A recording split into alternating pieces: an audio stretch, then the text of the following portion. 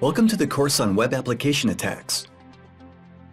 Over the next modules, we will cover the most significant issues relating to common types of web application susceptibility and talk of the ways in which you may defend your applications against attacks. The first module will focus on configuring the computer environment so that it may be used for further presentations and experiments.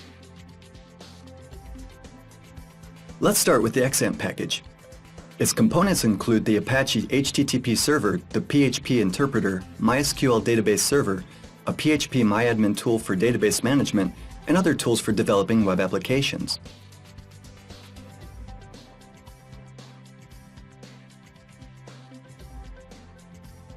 We will use the Firefox web browser and find the XAMPP package.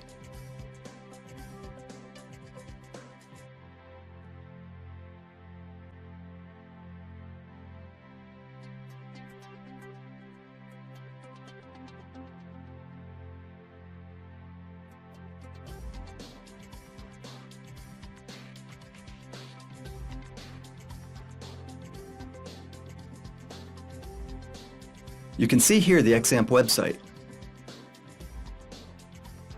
Select the Windows installation version.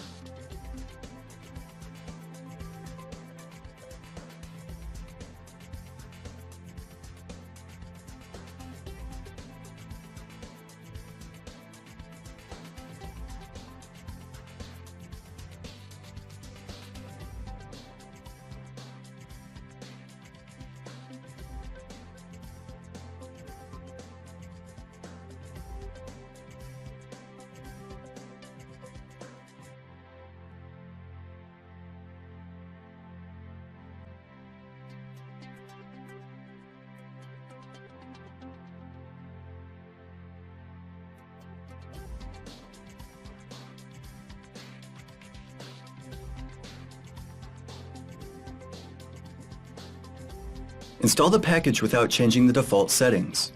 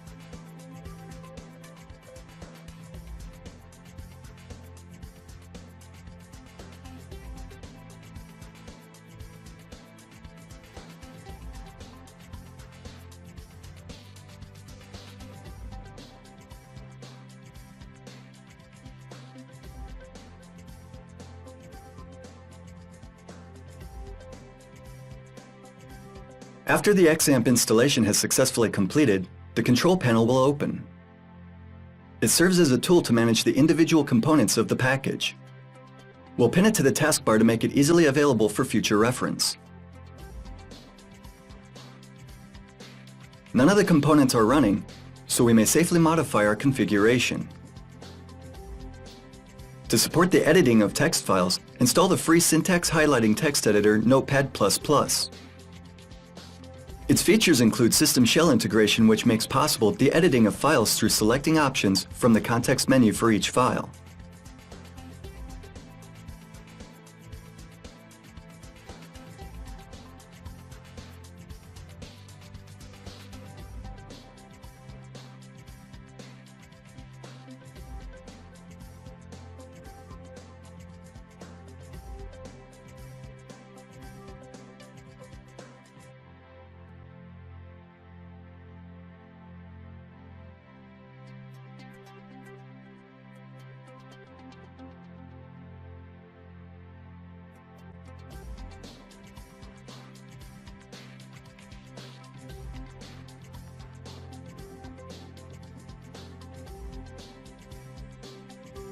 Let's open the directory XAMPP package.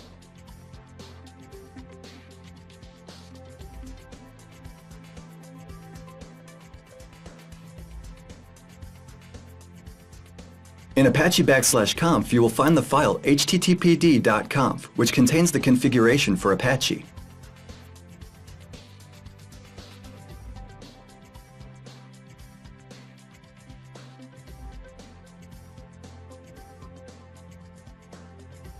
The directory modules has been copied to the desktop from the disk attached to the coursebook. You may also download it here, hackingschool.com/get-WHP. It contains examples of the next modules. We'll also include applications needed to illustrate some of our topics. We want it to be accessible from browsers.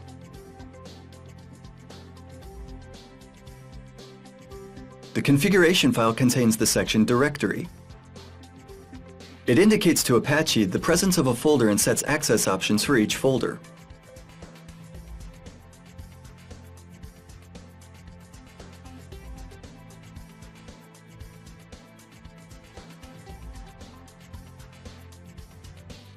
We see here the definition for the htdocs directory that comes with the XAMPP framework. We can copy the definition.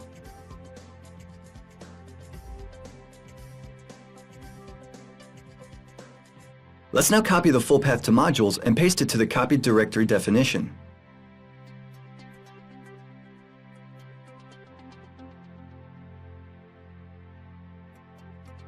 Changing the / convention is also necessary, as the Apache package supports and prefers Linux convention even if it's launched on Windows.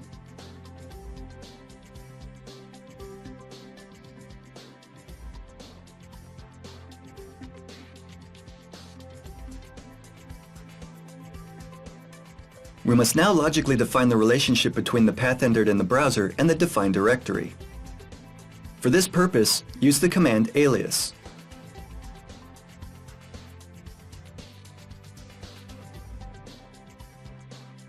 We can see the calling of the command. Let's redirect modules to the security directory.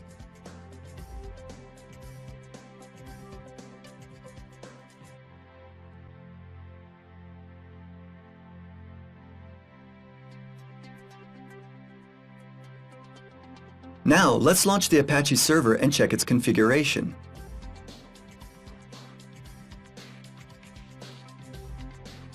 Next, start the MySQL server.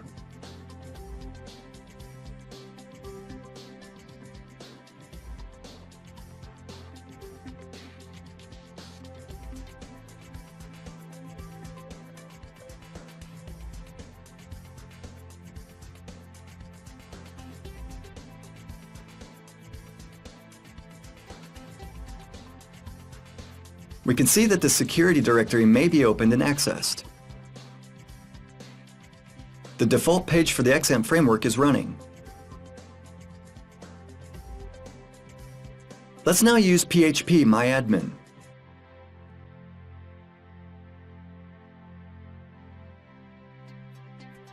Add a test user with access to the local host.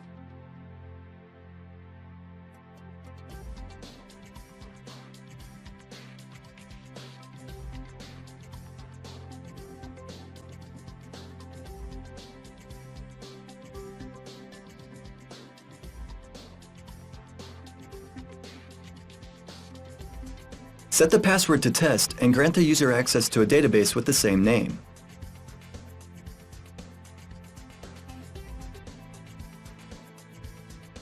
All the basic access privileges are granted to the user.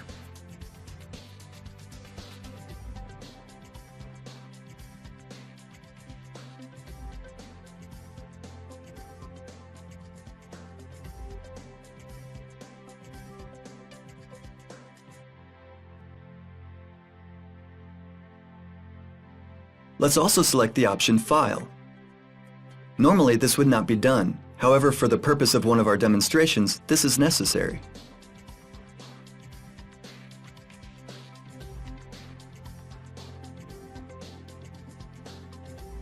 The user has been added correctly. We must now import database dump, which will create tables needed in the next modules and add sample data.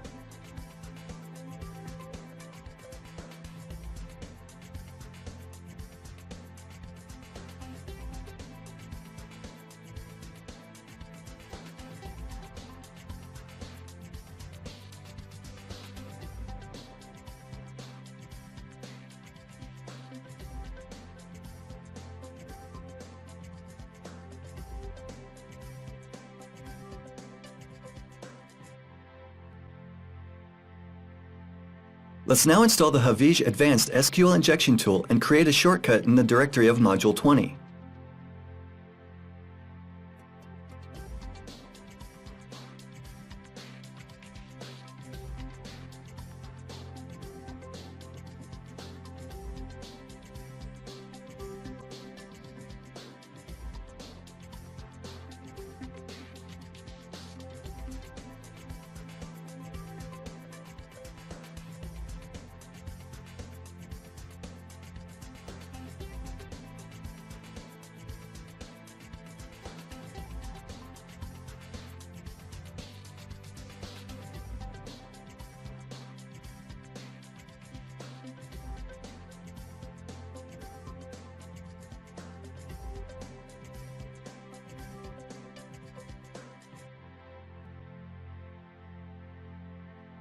Next, download the RIPS package for testing PHP applications.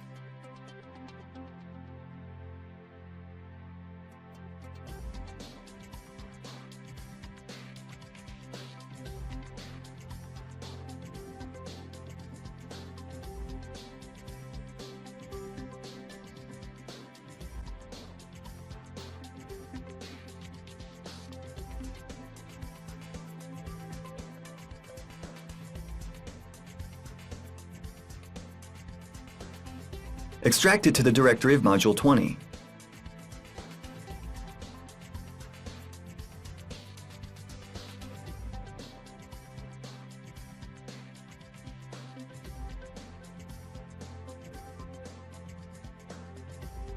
We now need to download John the Ripper, a tool for cracking and generating passwords.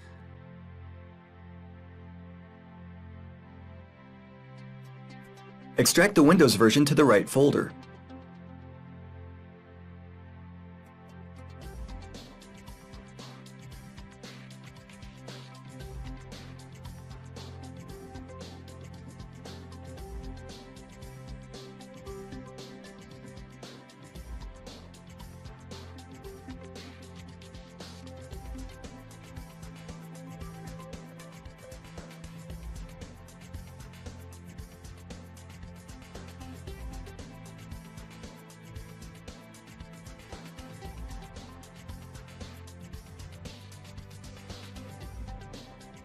Next, we download another universal brute force password testing software, the application Hydra.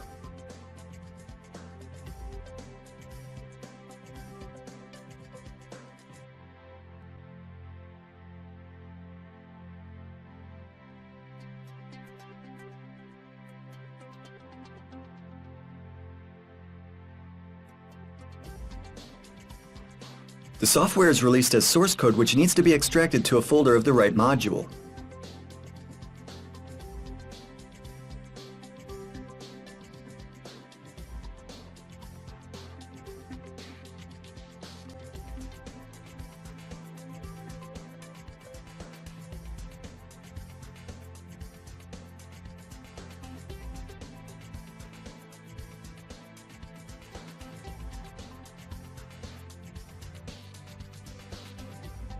To compile it, we need Cygwin.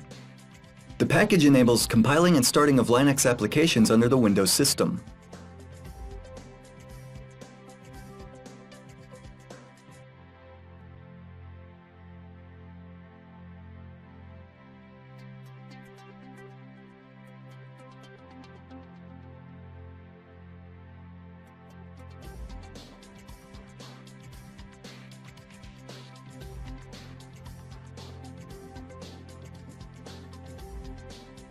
Use the default installation options.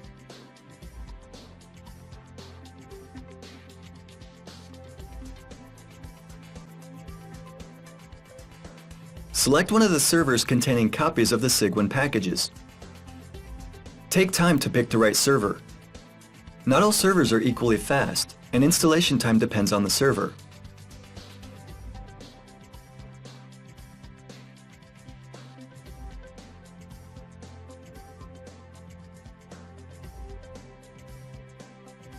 The packages we need to install are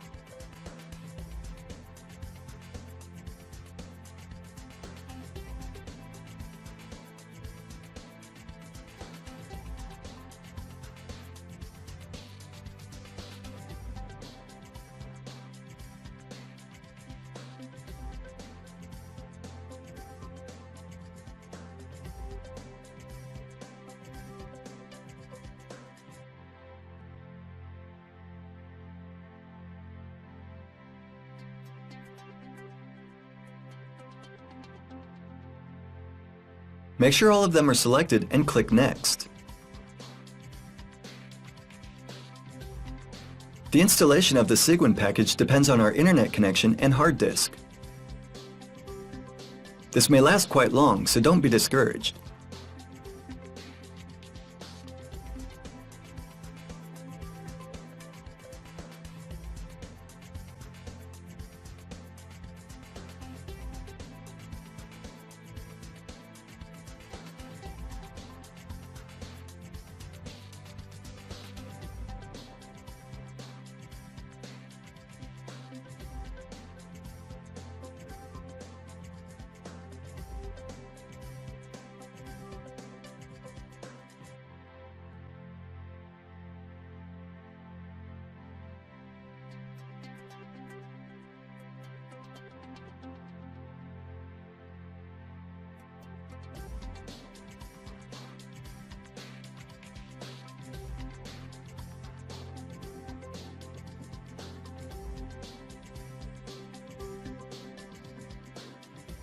The package has been installed.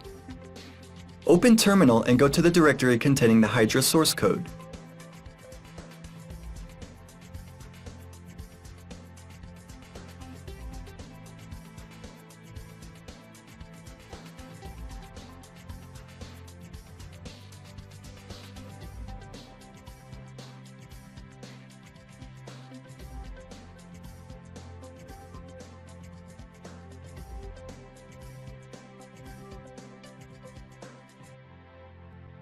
Launch the command configure so that the installation script can check whether the necessary libraries have been installed.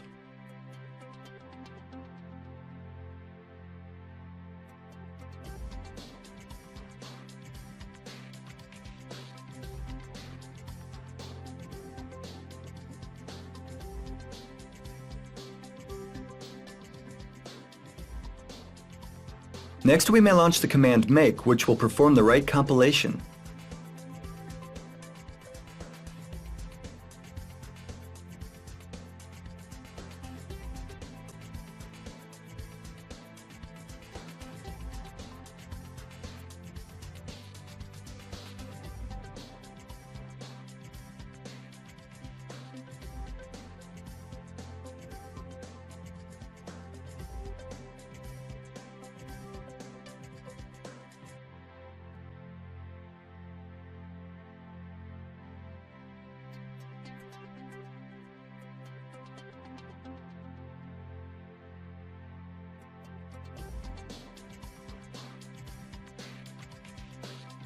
After the compilation, copy the binary file to the right directory.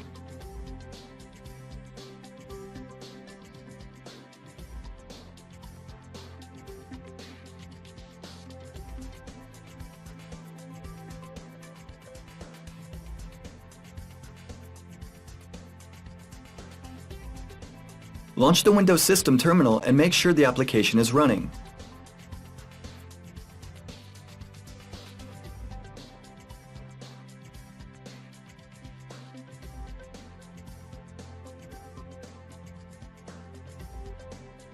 As we can see, the application needs several libraries that are components of the Cygwin package. They must be placed in the directory containing the binary file of our application.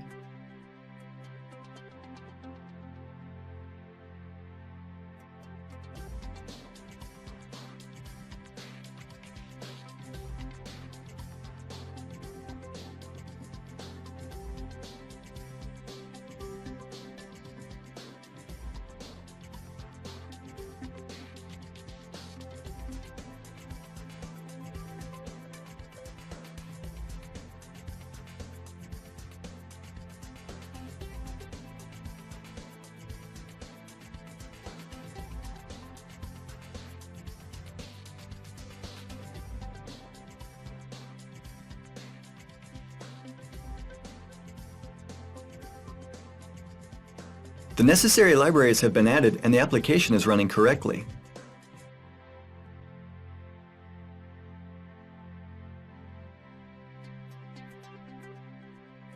In this way, we've made the environment ready for work and other experiments. Thank you for your attention and see you in Module 2, which discusses the data hiding method.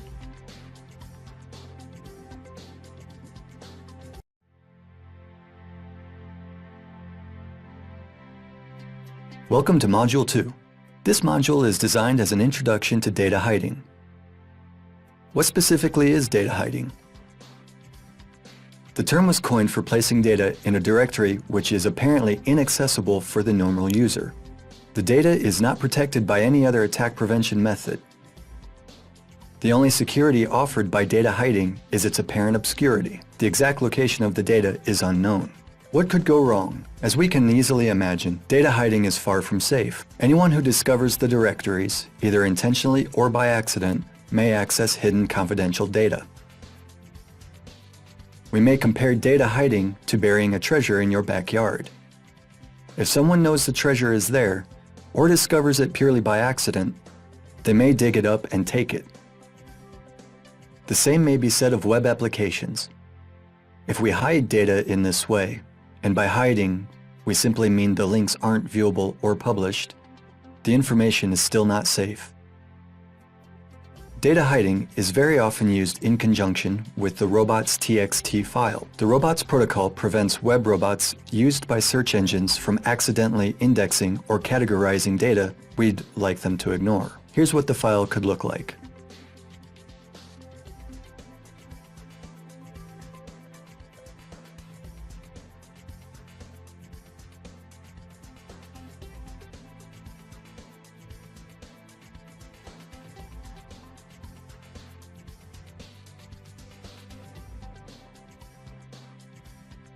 As we can see, the file contains instructions specifying which directories and their contents should be ignored by web crawlers. Unfortunately, the file is quite often used to describe locations containing confidential website data. Many website developers believe that storing such data in robots.txt will prevent them from being leaked by accident. Robots.txt is purely informative, relying on bots to cooperate and honor the instruction to not index specified directories. It is, however, not taken into account by web servers. Additionally, as you can see, any user may access the robots file. If we put confidential information, such as data location, in robots.txt, we practically invite an attacker to try and steal them. The example shows two specified paths, which should not be accessed by web robots. The directories admin and data. A lot of potentially interesting data may be stored there. Let's see what's inside.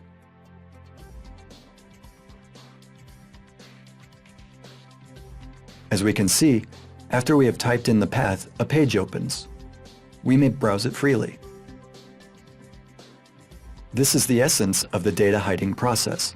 The method doesn't give you a link to the page, but if its location becomes known, it may be accessed without trouble. It's the same for the other directory.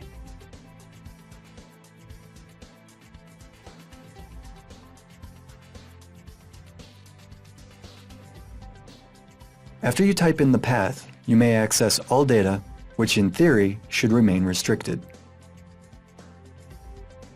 Although this scenario may seem a bit abstract, web developers often use it purely because it is convenient for end users. If you follow news from the security branch, you may have heard, even lately, of websites which have protected critical data through the data hiding method. This has led to major leakings. Applicants' resumes being leaked from job search sites is an example of problems connected with data hiding. Another example is the American Express website, which left the access to application developers' administration panel unprotected. By and large, data hiding is not a safe attack prevention method.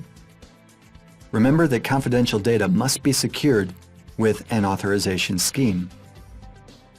Don't simply rely on robots.txt. The file does not give you a lot of security and may just become the hole through which an attacker slips in. This is all for now. Thank you for your attention and see you in Module 3, which will talk about how web applications may be affected by brute force and dictionary attacks.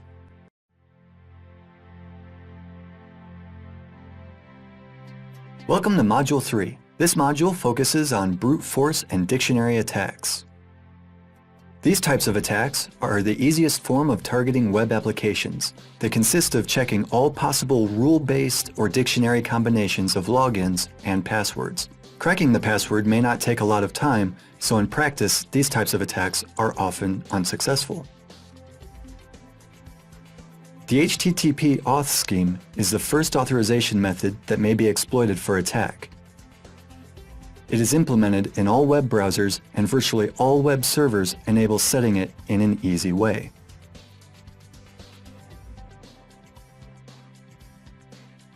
Here we'll talk of HTTP auth implemented in the Apache web server. The core of this scheme is htaccess, a file used for many purposes, including HTTP authorization. If you store it in a directory accessed by a web server, all the files contained in the directory will become protected with the user ID and password.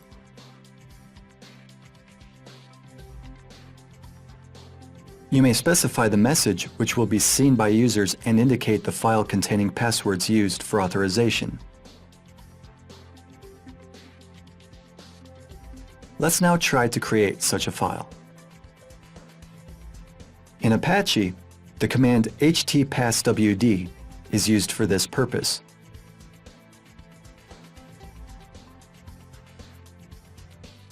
Here you may see the syntax for calling the command. To create a file containing passwords, you must first enter the name of the target file. It's good to mention that files with the extension htpasswd and htaccess are protected by the web server by default and may not be accessed by users. Regardless of this, it's better to put files outside the document tree of the web server. Next, we enter the username and password. Our password here is 1234. The file has been created.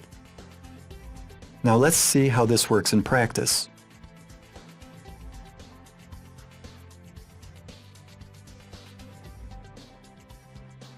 We'll use the Live HTTP Headers add-on. The extension allows us to view the live communication between browser and server.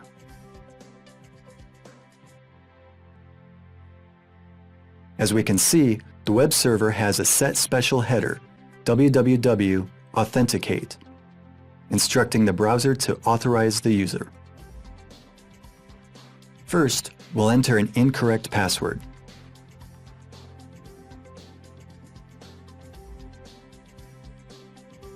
As we can see, the browser encodes the login and password with a base 64 scheme, and a special HTTP header is set. The server decodes the string and compares it against data stored in htaccess. Let's now submit the correct login and password.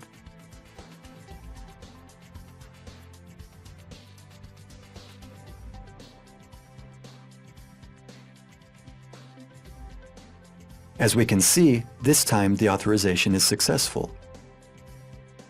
Browsers remember requests for authorization and the provided data. The information is transported automatically with each attempt to access protected resources.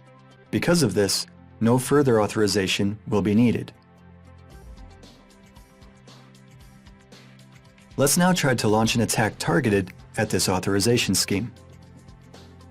To do this, we'll use Hydra, an application that enables dictionary attacking a variety of utilities, including the HTTP auth scheme and web forms.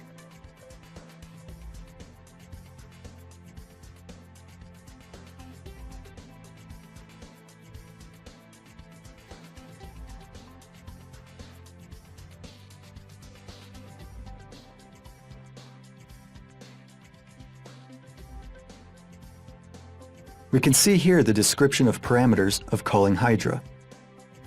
For the parameter L, let's submit the file containing a list of usernames.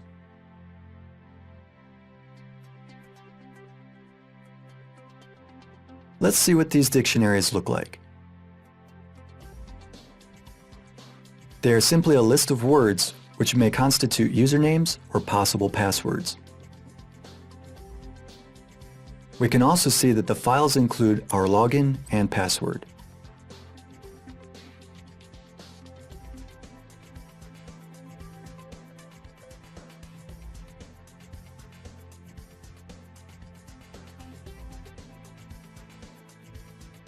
Next, we submit the file containing the passwords dictionary.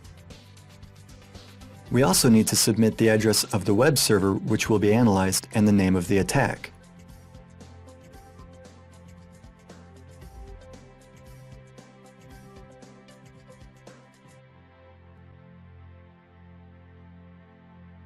Next, as a method parameter, we submit the path to resources which require such authorization.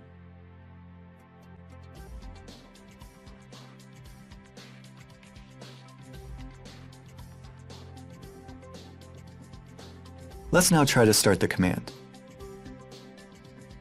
As we can see, the sample attack has been successful. One service has been targeted, 21 login and password combinations, and also our access information have been found.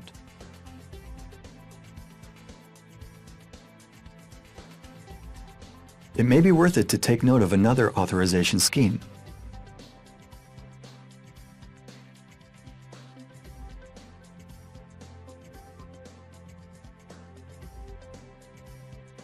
It's a simple login form created in the PHP language. It is displayed by default. If a user submits the form to script, the provided data are compared against the data held by the corresponding variables.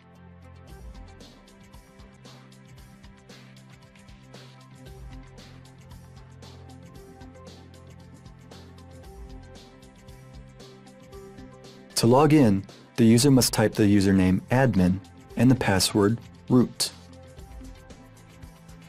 Let's now see in practice how the scheme is working.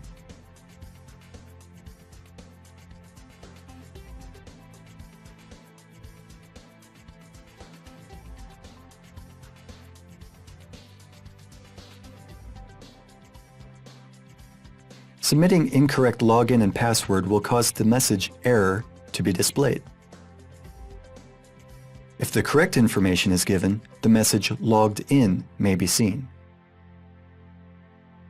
Now we'll find out how Hydra may be used to launch an experimental attack on the form.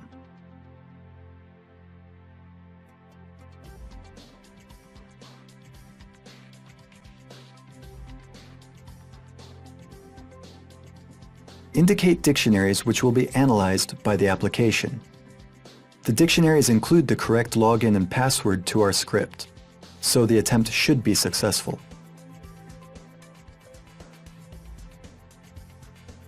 Here, the server name must also be given. This method is called HTTP post form, as the form is passed via the post method. Method parameters are the form's address, data string, and the message displayed with each failed login attempt.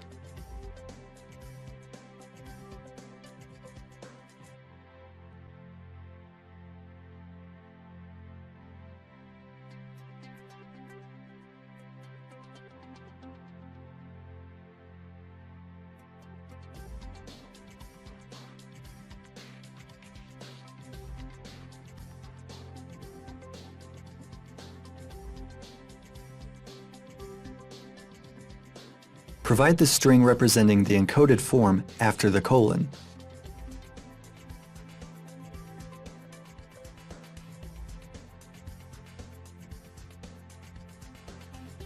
The value user is changed to logins selected by the application.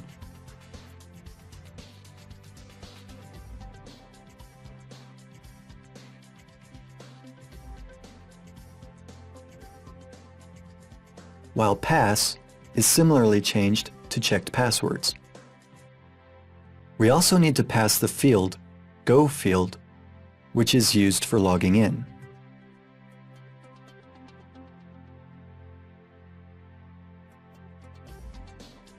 Enter the message displayed with the failed login attempt after the second colon.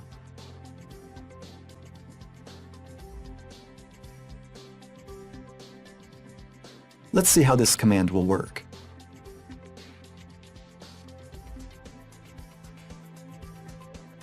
As we can see, the attack has been successful. The login and password combination has been found. The demonstrated examples used ready-made dictionaries. Let's think what could be done if we didn't have access to such lists, or if for some reason they remain ineffective. The solution is John the Ripper, a password cracker which also enables the generating of password strings for brute force types of attacks.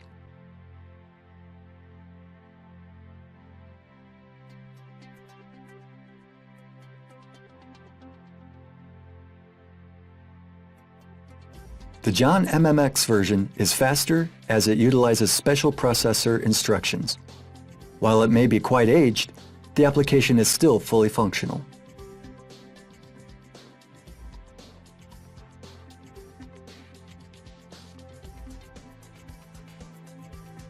As we can see, the command may be executed in different modes. We're interested in the incremental mode, which generates character and digit strings. This may prove useful in brute force types of attacks. The incremental mode assumes the parameter mode, which defines character sets used to generate new passwords. Let's start with the standard set digits.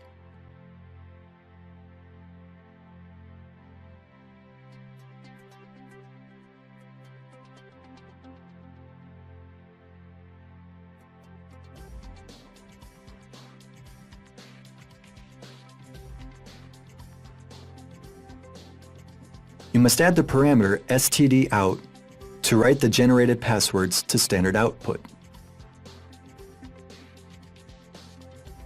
Alphanumeric characters is the second mode.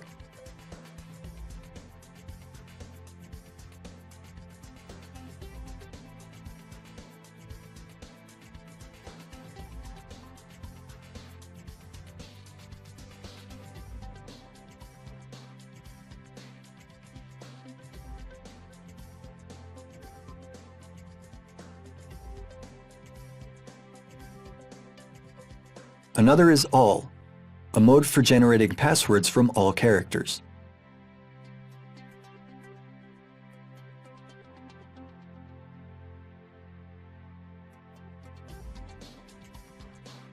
Generated passwords are passed to a standard output, although they may be redirected to a file to generate a dictionary. The dictionary may in turn be used as a parameter of calling Hydra.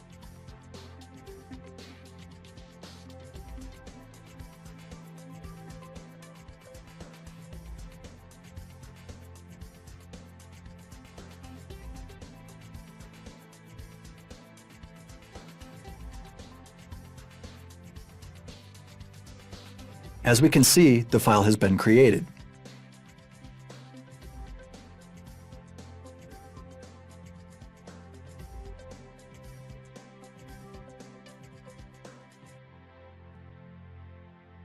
So how can we protect ourselves against these threats?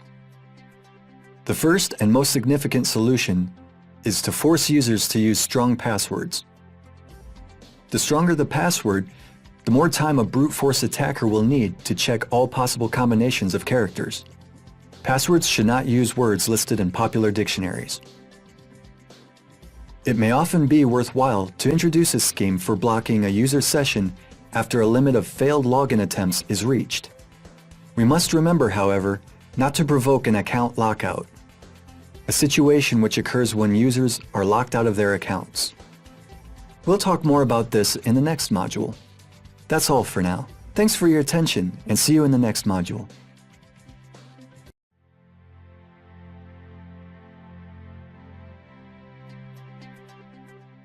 Welcome to Module 4 of our course. This module will focus on account lockout vulnerability. We'll start with helping you understand the core of this concept. We may talk of an account lockout vulnerability if an authorizing script which monitors the number of login attempts is set to lock user accounts after a limit of failed logins has been reached.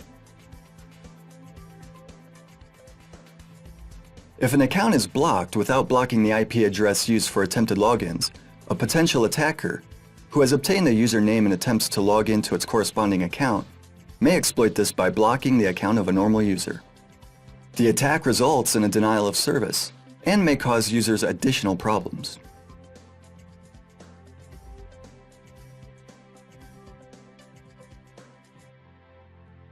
This authorization mechanism is frequently implemented in online banking.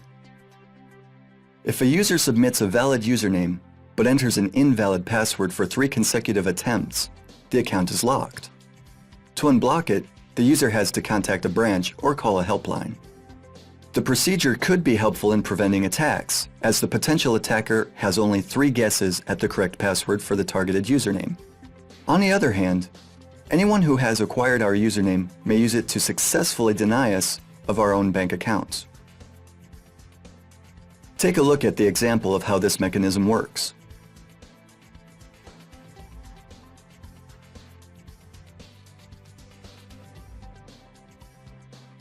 We can see here a simple website created in PHP. The site employs a simple database-based login mechanism. As we can see, a PHP session mechanism is being utilized here. We're connecting to a database. Let's see if the session has successfully started. If it has, load information from the database on whether the account is locked. If it is, simply stop the execution of the script.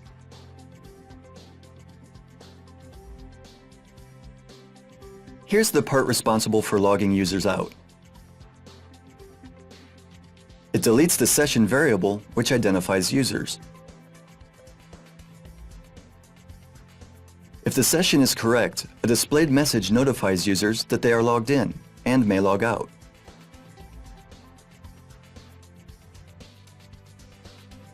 If the session fails, a login form will be displayed. After sending the form, we may load data on the user who is matched to the given login.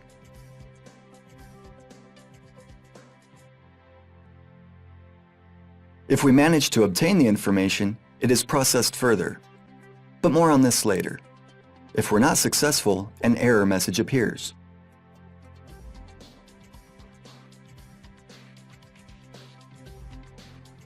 Now back to finding a user who holds the specified login. If the account is locked, we disable the login option and display a message stating the account is blocked. If the data is valid, declare a PHP session and display the link in the main page. If the provided password doesn't correspond with the password stored in the database, we first display an error message and then check the number of login attempts. First, the field will hold 0. The value will increase with each failed login attempt. If it becomes equal or greater than 2, this means that at least 3 failed attempts have been made. We display an appropriate message and block the account in the database, denying the user access to the account. If the limit of login attempts has not been reached, simply increase the count in the database.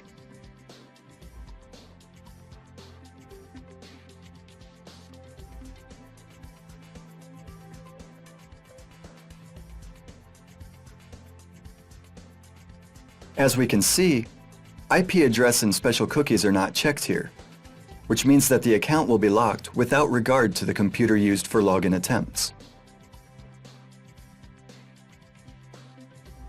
Let's see now how the service works in practice. For the purpose of this example, a user admin has been added to the database. The password is test. Let's try to log in using these credentials.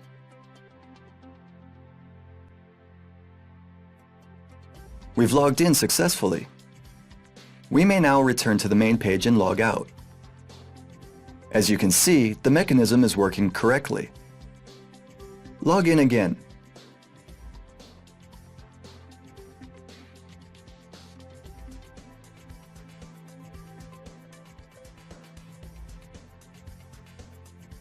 Refreshing the page will display a message stating the user is logged in successfully. But let's see what a potential hacker could do with this situation.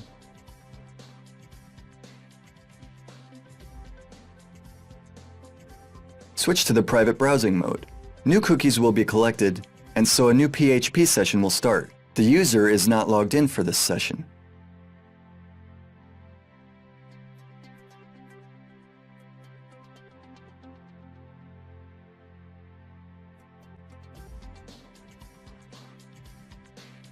The page opens and, as we've predicted, we're no longer logged in.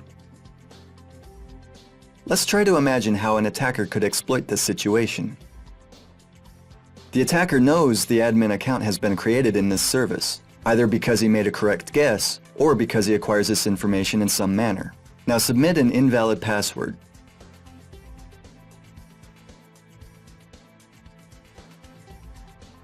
The message displayed, unsurprisingly, states that the password is incorrect. Let's do this again.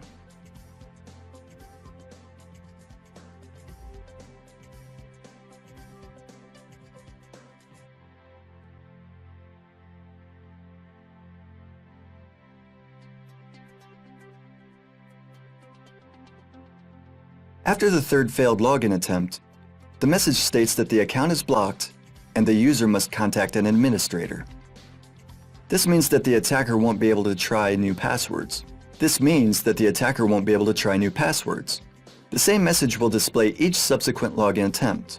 Let's see if this will happen. As we can see, the account is locked. Let's find out how this affects a user who is already logged into a service. Switch off Firefox's private browsing. We're back in the previous session. As you can see, the account has been locked. The session exists in the system, but the database stores information that the user is blocked.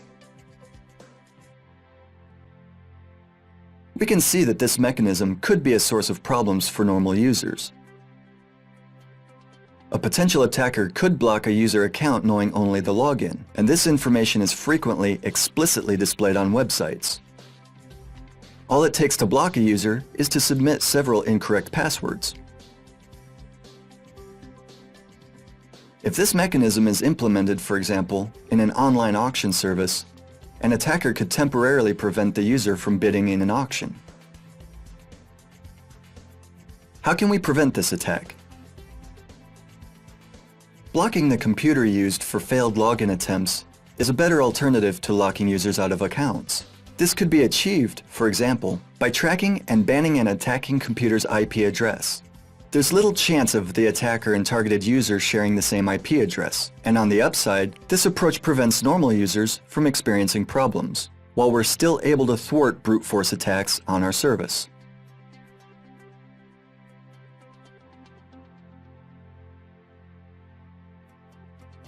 That's all in Module 4. Thanks for your attention. The next module will focus on web parameter tampering.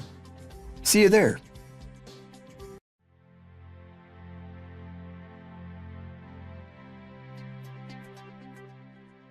Welcome to Module 5 of our course.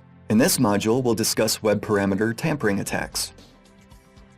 These types of hacking events occur when manipulated parameters are passed to script, for example through GET or POST, and affect the functioning of a service and lead to unpredicted script reactions.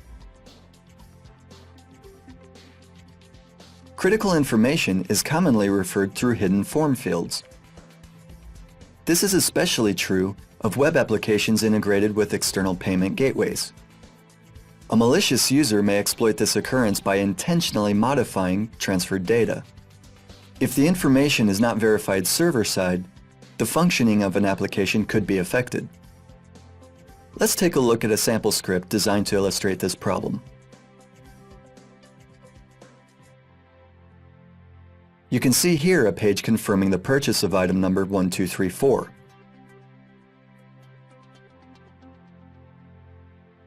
After clicking Confirm, the purchase will be executed, and a confirmation message will be displayed with the transaction price. Let's now see the HTML source code used here.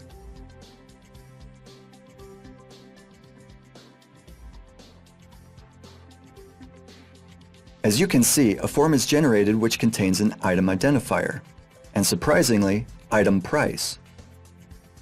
Let's try to change the values passed in the form. For this purpose, we'll use the Live HTTP Headers add-on.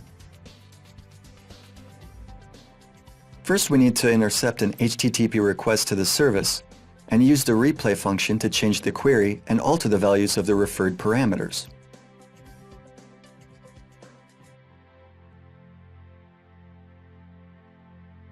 You can see here the content of the form referred by POST along with the price field. Let's try to change the value.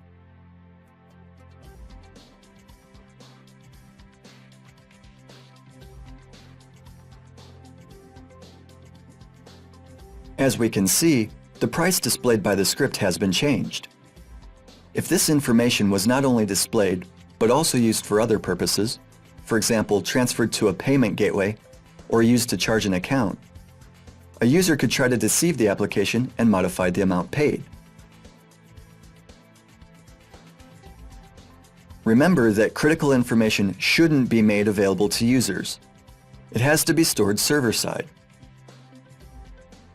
All information referred to users may be tampered with and modified by them. This is why it cannot be relied upon. Unfortunately, many websites still use hidden form fields to refer data to payment gateways. After a transaction is completed, they don't check if the actual transaction price equals the expected sum. If critical transaction data is passed client-side, its integrity should be verified by hash functions or other cryptographic mechanisms.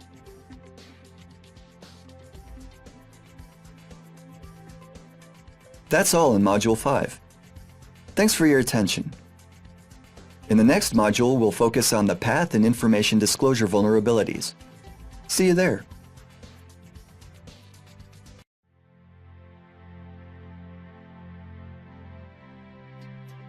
Welcome to Module 6. In this module, we'll talk about the path and information disclosure vulnerabilities. The vulnerability occurs when an incorrect script execution returns an error on a website, which reveals too much information to visitors.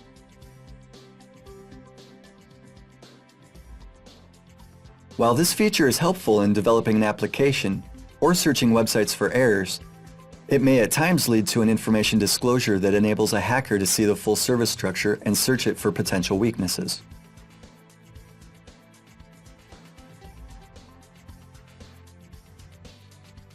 Let's see a sample script which illustrates the problem.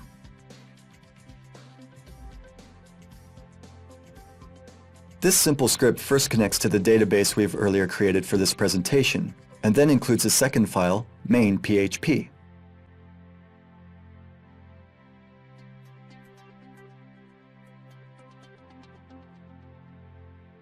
User input entered into the file is used to generate an SQL query that loads articles from the database. If the query is successful, the site will display the article. If it fails, the site displays an error message containing the SQL query which provoked the error. This might be helpful while building web applications. When visitors find errors, they can report it to administrators, making website building easier and faster. Unfortunately, a potential attacker may use the disclosed information to exploit other application vulnerabilities. Let's now see in practice how the script works. The database identifier 1 holds an empty article, so entering this path won't cause errors. What will happen though if we pass an invalid identifier which will cause the SQL query to be syntactically and grammatically ill-formed? As we can see, the generated query is incorrect. 1a is not a numerical value and should be placed in quotes. If this error occurs, the content of the query is displayed. This dangerous revelation allows an attacker to realize that the service may be exploited through the SQL injection vulnerability, a type of vulnerability which will be discussed later. Moreover, the names of the fields and tables used in the database are also revealed to the hacker, which makes the potential attack even easier. Let's go back to our script for a moment. As you can see, we don't check if the ID parameter has been given at all. What could happen if this is not specified?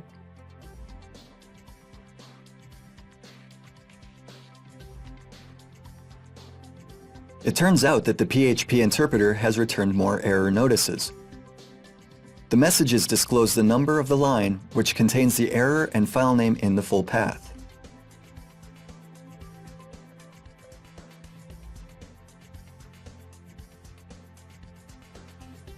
If the file name is hidden through, for example, mod rewrite, the message will display the original name of a PHP file. This exploit may also reveal the service structure with directories and, above all, disclose the path to the directory containing our web application.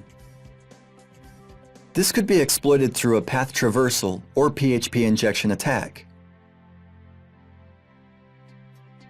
As these types of data could be very useful for a potential hacker, it's essential to avoid information disclosure.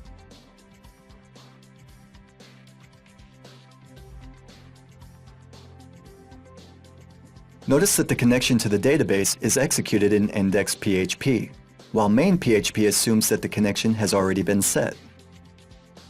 What happens if the main.php file is launched in isolation? Both main.php and index.php are stored in the same directory, which is accessible by the user.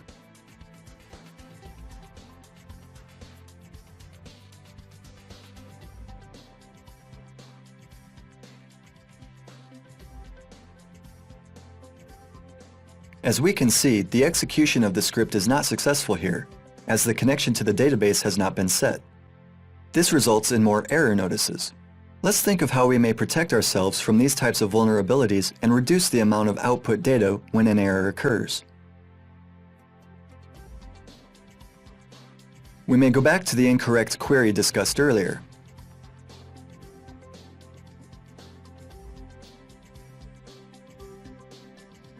In that case, we could simply disable displaying SQL queries.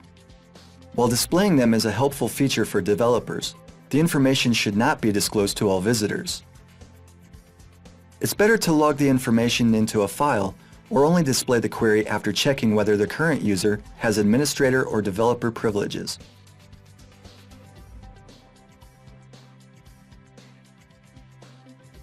As you can see, the message has not been displayed now.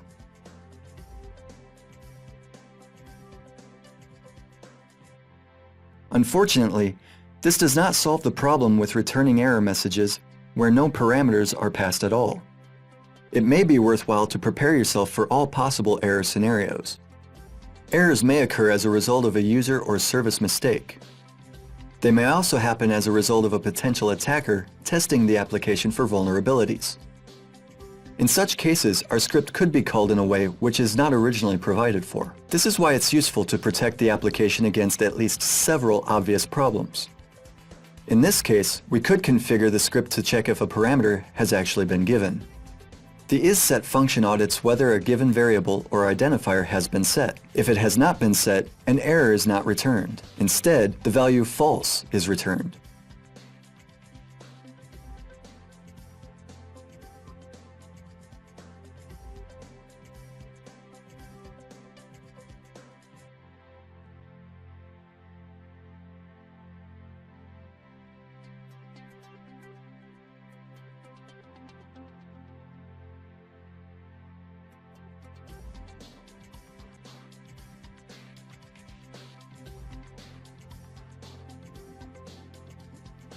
As we can see, the error message has not been displayed.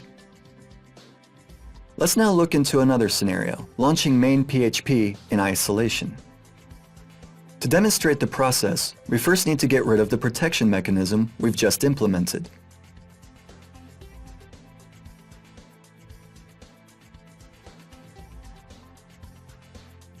As we can see, error messages are being displayed. We need to make sure that main PHP won't be launched in isolation. Here, you may enter a constant that signifies that the code needed for the script to run has been launched. For example, set the constant header run, which signifies that the code from index.php has been executed and may be utilized.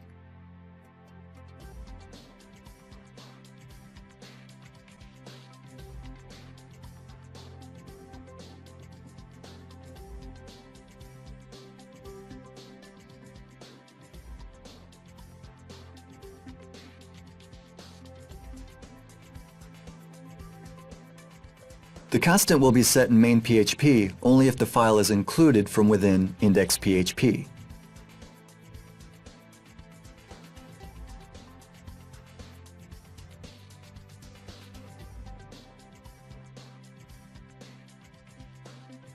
Let's see if this produces a change. As you can see, main PHP has not been executed at all in this case. We could also prevent the attack in another way.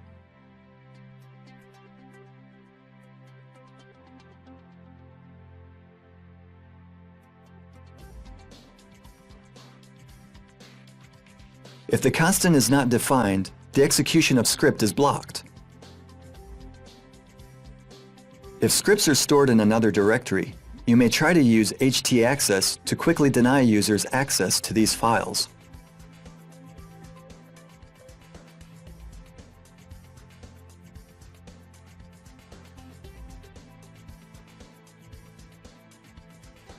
Reporting errors is also managed by the PHP ini configuration file.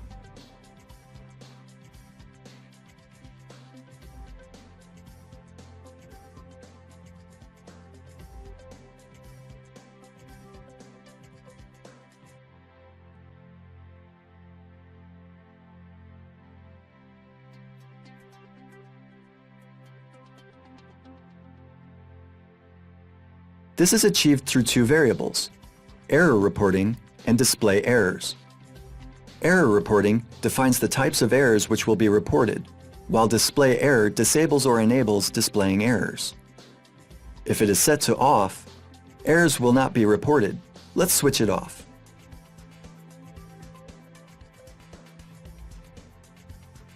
The Apache server needs to be restarted for the changes to take effect.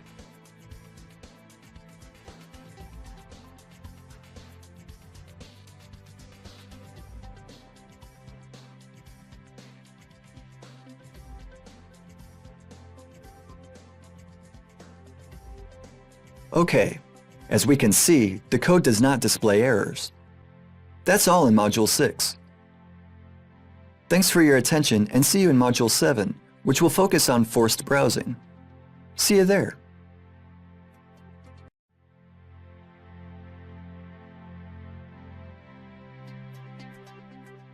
Welcome to Module 7. In this part of the course, we'll introduce you to the concept of forced browsing.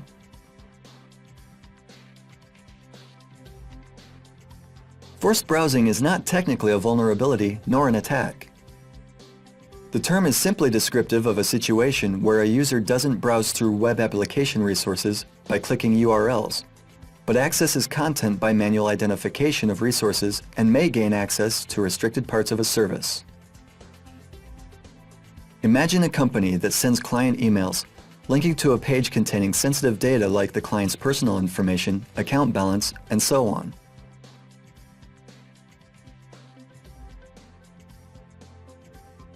This could look something like this. What's immediately striking is the identifier contained in the path. It's a numerical value and could easily be substituted for another parameter.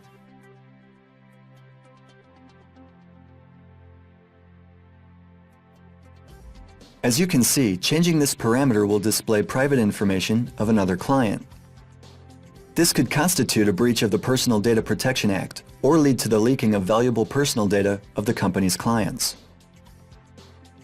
Another instance of forced browsing is the identification of vital service directories which store libraries, configuration files, and other files used to dynamically generate content.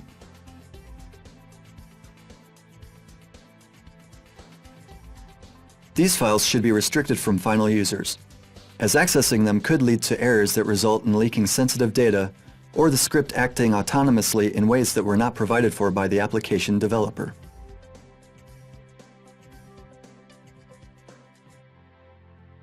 If access to these files is not authorized in any way, forced browsing may also constitute an example of data hiding. Web developers want to restrict users from accessing files, but don't use any other methods of preventing this. In the case of web applications, developers often use common directory names to store service files. An example of such a directory is lib, which could contain library classes or full libraries used by a web application.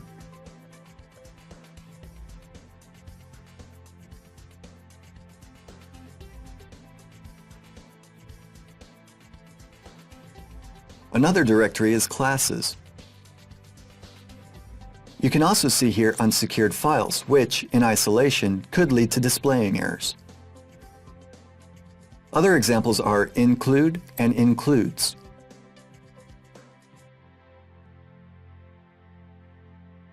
The include directory doesn't exist in the service, but you can access the includes directory, which often contains configuration files. If the data is stored in a file whose extension is not linked to any interpreter, or the data is contained in INI or XML files, a user may be able to see the contents of the file and, for example, discover database credentials. Since the consequences of forced browsing could be very serious, you need to remember that while building a web application, you should never simply assume a visitor won't be able to access certain parts of the service. All directories have to be secured, and directories containing data which is only used server-side should be located outside the web server or blocked in an htaccess file.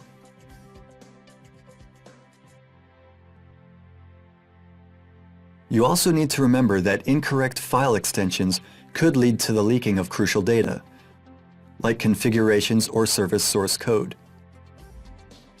Finally, while displaying data to restricted groups of users, don't solely rely on line-generated identification numbers.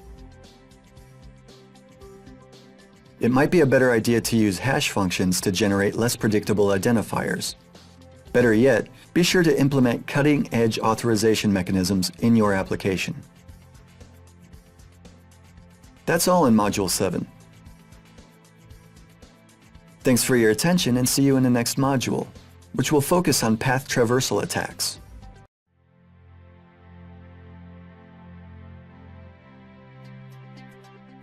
Welcome to Module 8 of our course. In this module, we'll focus on path traversal. A path traversal vulnerability occurs where a user may alter the parameters referred to a web application to determine which files could be loaded by the application.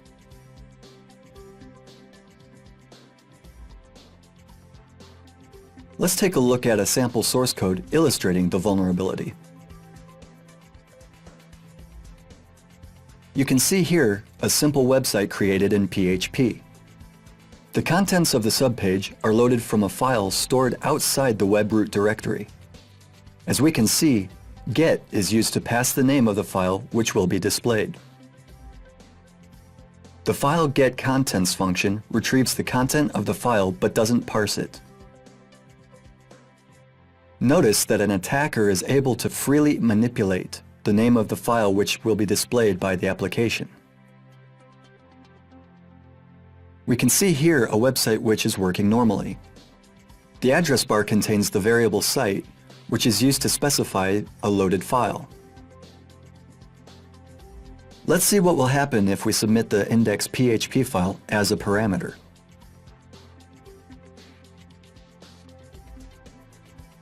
Take a look at the source code of the page. We can see here the source code of index.php.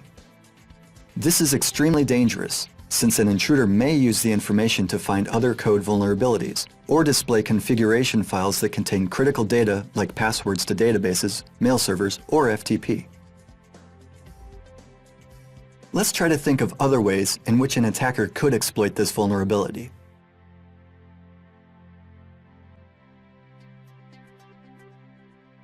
Insert the name of a non-existing file. The returned error information contains the full path to the page file. This is an example of a path disclosure vulnerability, which was discussed earlier.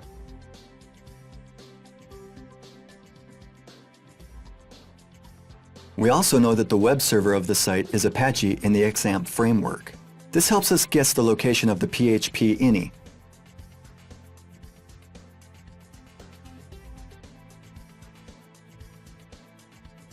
The string // passed at the beginning to the file getContents function in theory restricts the access to the current directory. In practice, by using standard special directories .. you may be able to navigate to parent directories. In this case, we'll climb 5 directories up. As you can see, the contents of PHP ini have been displayed. Using this method, you can access virtually all files stored in the web server, provided that their location is known and they may be accessed by a PHP interpreter. This is an extremely serious attack, which could lead to the disclosure and leaking of critical information concerning the server or the web application itself. Let's see how we can protect ourselves. Whitelisting consists of creating a list of files which can be accessed by a script and comparing the files selected by a user against the list.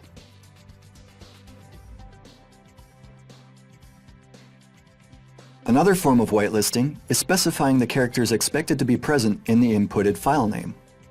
If a user-provided parameter doesn't conform to the specifications of the whitelist, the file will not be read. Unfortunately, this solution is either impossible to implement or simply impractical.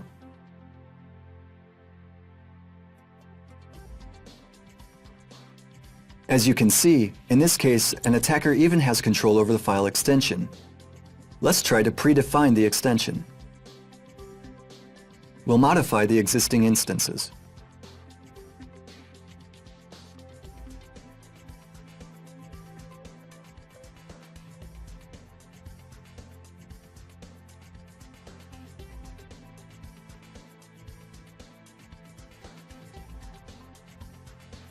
After a restart, we can see that the extension has been added permanently to the end of the string passed to the file getContents function and may not be manipulated by potential attackers.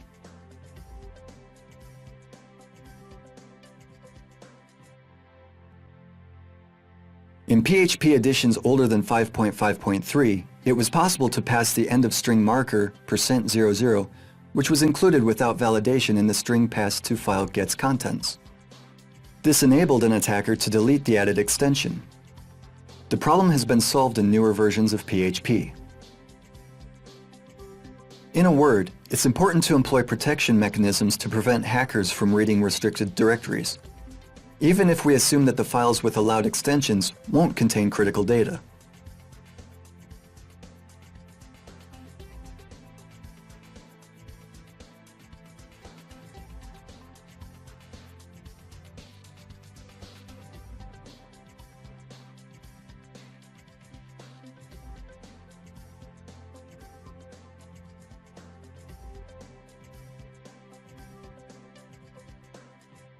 Filtering out the dot and dot// characters may also be useful.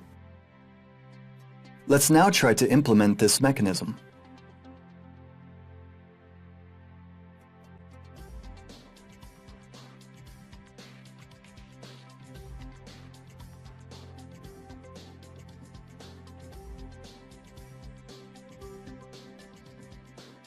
The function will delete the dot and / characters.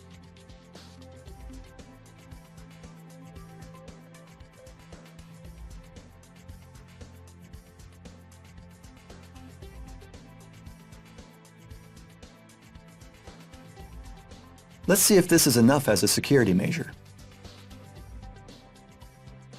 As you can see, all dot and / characters have been deleted, which certainly makes it harder for potential hackers to attack our application.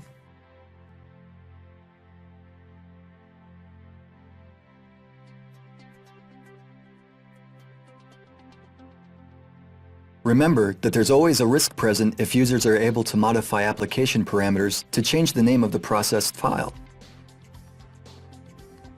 That's why all input parameters must be treated with extra caution and be properly filtered.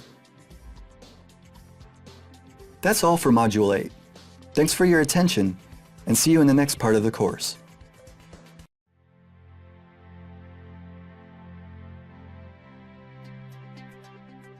Welcome to Module 10.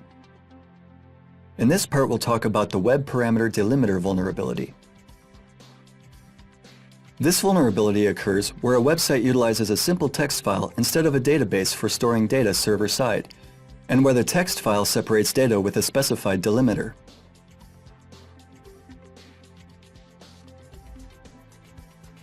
If the user-provided data logged to the file is not properly filtered, an attacker may be able to tamper with the structure of the database and, as a result, change the interpretation of the stored data.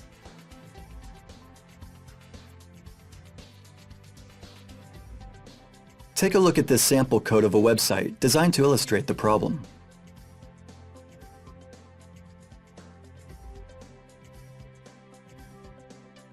You can see here an example of a database file. The first field in the database represents username.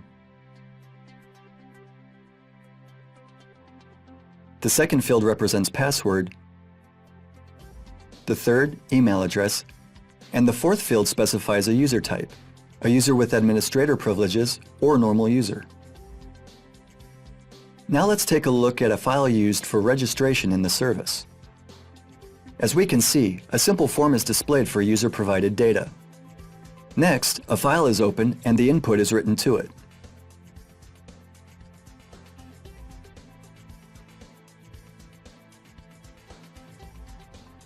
The data is separated with the same delimiter we've previously seen in our database.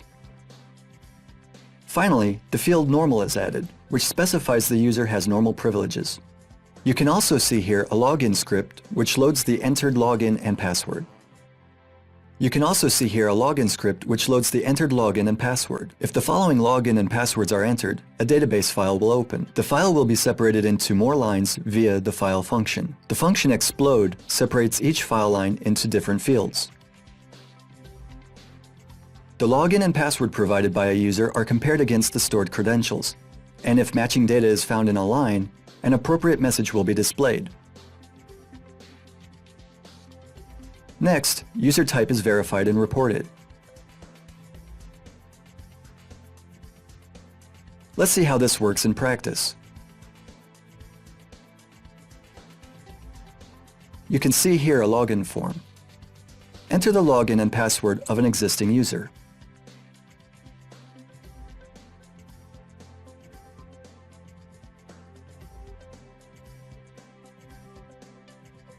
As we can see, the user administrator is logged in and recognized as a user with administrator rights. Let's try to register a new user.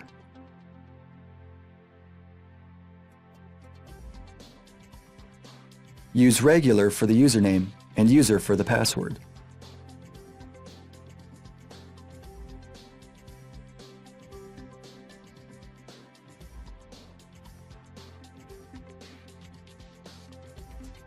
The registration has been completed successfully.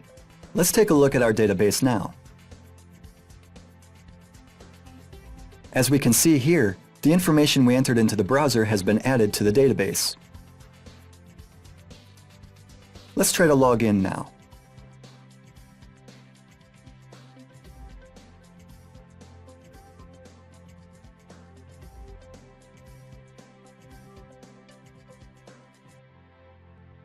As we can see, the login is successful. Now let's go back to the registration form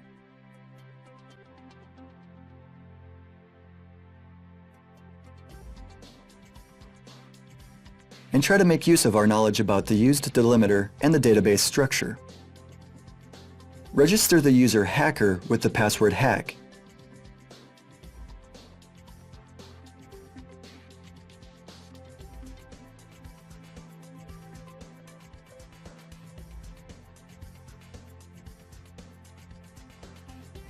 And the following email address. Add the delimiter character and type in next to it the marker which specifies administrator account.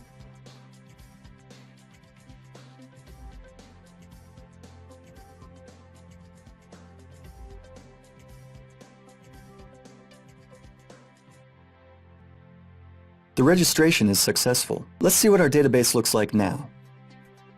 As we can see, the data in the first fields has been logged normally. But other fields contain the added delimiter and injected administrator identifier.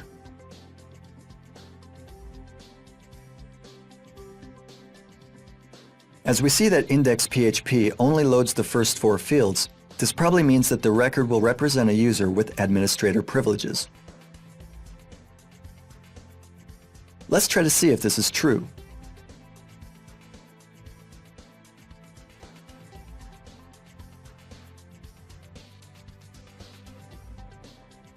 As we can see, the user is logged in and has administrator privileges. How can we protect ourselves against this attack?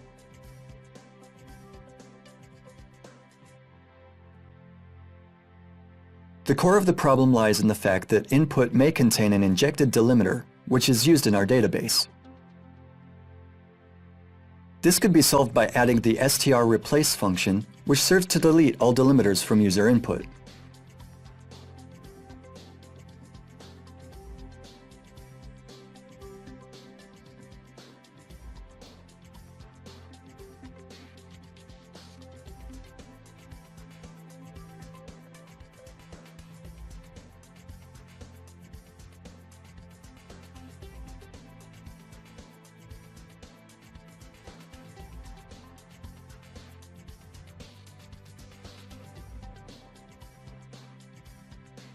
Let's register a second user now.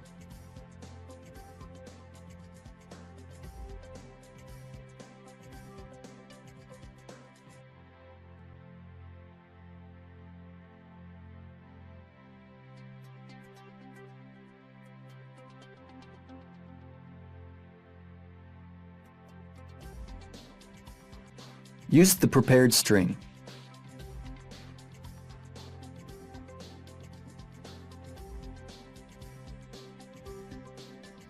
Let's take a look at the database now.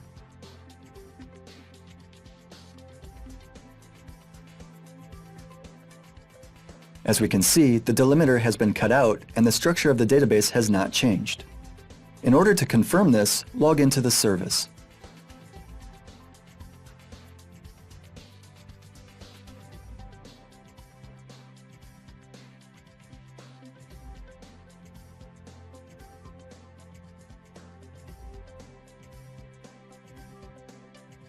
As we can see, the attack has failed this time. That's all in Module 10. In the next module, we'll focus on PHP injection. See you there.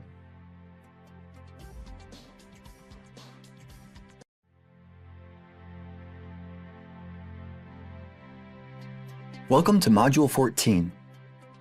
In this module, we'll discuss XSS or cross-site scripting attacks. An XSS vulnerability occurs when users supply data which is transferred to a web application through GET or POST methods is not adequately filtered, allowing for an attacker to inject an external HTML code into the generated page.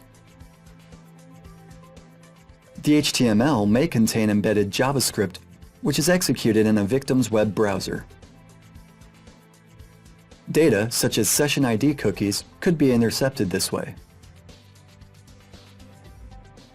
A hacker may also gain access to a victim's computer. The so-called exploit packs are toolkits facilitating the exploitation of browser vulnerabilities.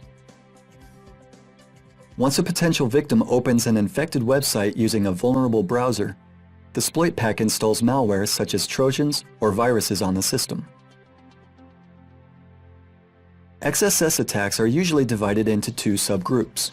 Reflected XSS attacks take place when an exploitation string has been sent by a victim's computer through GET or POST whenever they visit a vulnerable page.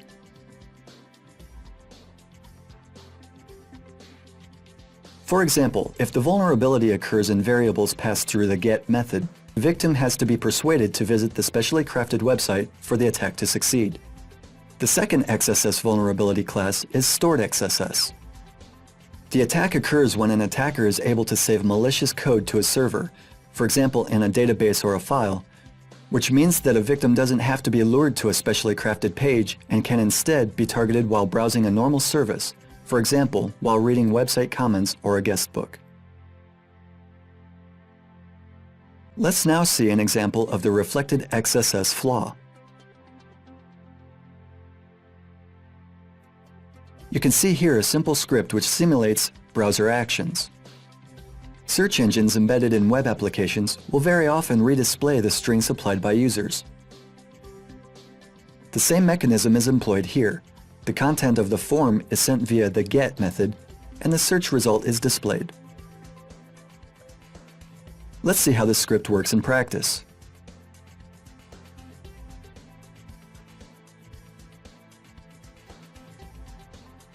As you can see, the string has been displayed.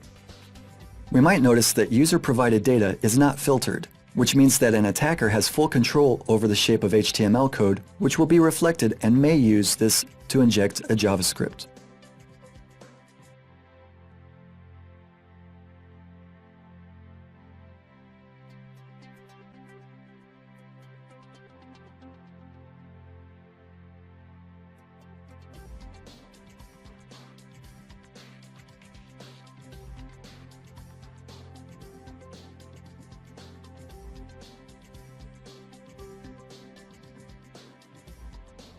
All it takes now to execute the code embedded in the link is to send the URL to a victim and persuade him or her to click. Let's now move to another type of XSS vulnerability, stored XSS. You can see here a simple guestbook script. Comments are passed to script via POST and then saved in a database. All comments will be next retrieved from the database and displayed. As you can see, since the script doesn't validate input either, we can expect that it will also be vulnerable to HTML code injection. Since the malicious code will be saved in a database, this would be an instance of stored XSS attack. You can also see here a simple control panel. If valid user credentials are submitted and checked in the database, and the user is logged in, the site will display an appropriate message.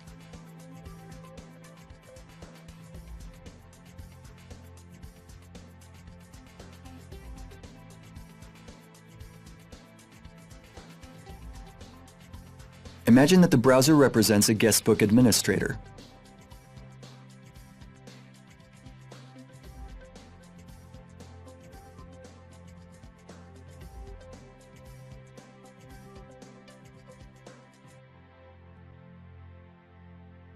We've logged in successfully. Imagine that the other browser represents a hacker trying to exploit the XSS vulnerability.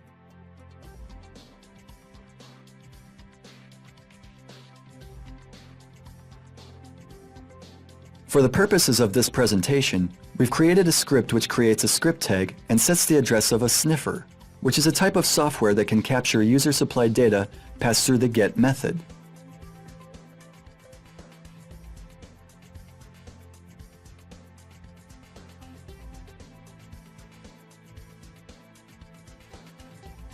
In this case, the sent data is the content of the cookie variable. Finally, the tag is added to the DOM tree. This provokes an attempt to load the script and the sending of the GET request, which will contain cookies. The sniffer PHP file logs all referred parameters to a sniffer log file. The file could be stored in the service which has been taken over by an attacker. In this way, the attacker could obtain access to data stolen from the vulnerable website. In our case, this data is a PHP session ID. Let's copy the script and try to add it to the guest book.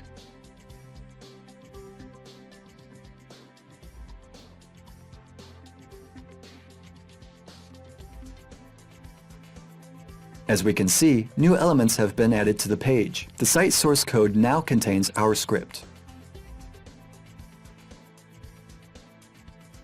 In this case, the code has been immediately executed on the attacker's side. And so the first entry in the sniffer log contains the attacker's session ID. Imagine that a logged-in administrator visits the guestbook page.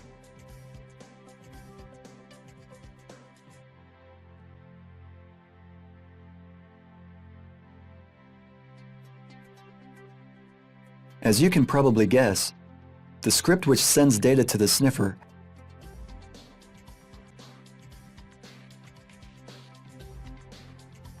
has also been executed on the admin's side. The sniffer log file holds admin session ID. Let's try to exploit this.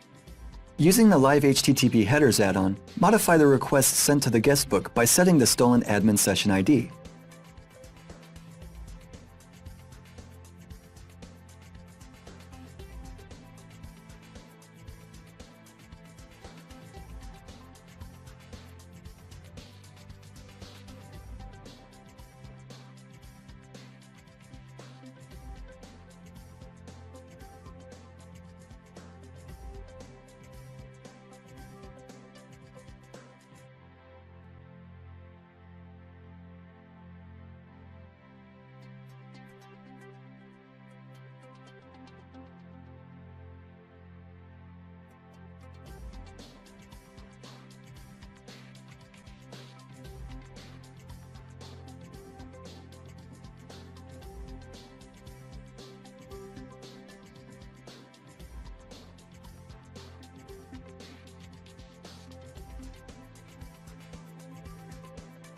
As we can see, the attacker has gained control over the administrator session.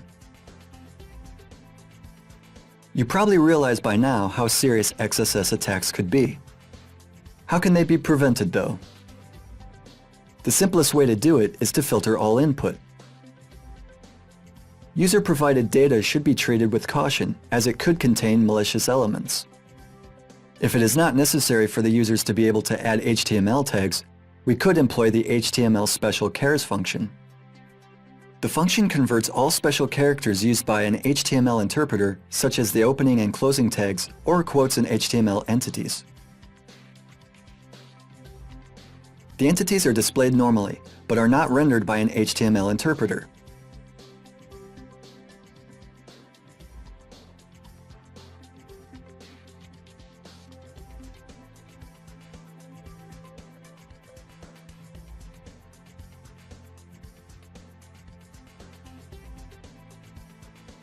Let's see if setting this function helps. Let's try to exploit the reflected XSS vulnerability once more.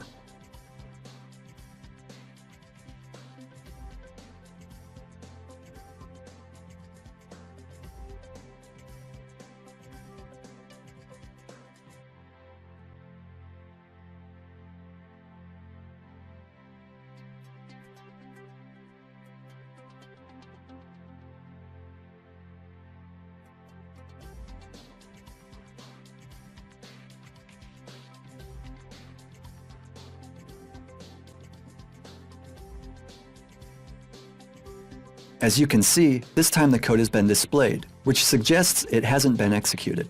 The code of the site contains the AND-LT and GT characters.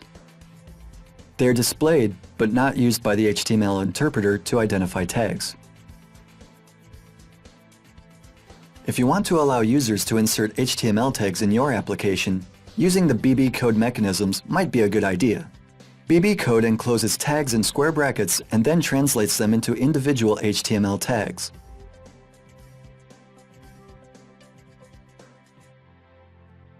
That's all in this module. See you in the next part of the course.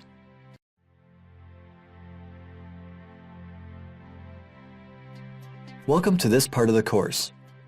In this module, we'll help you understand the concept of XST, or cross-site tracing attack. We found out in Module 14 that XSS vulnerabilities could lead to serious damage.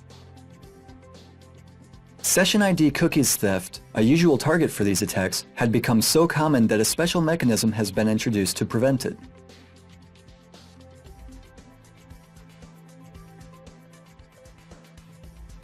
The HTTP-only parameter has been added to cookies, resulting in the sent cookie to be stored in a browser and transferred to HTTP requests, but not accessed by JavaScript.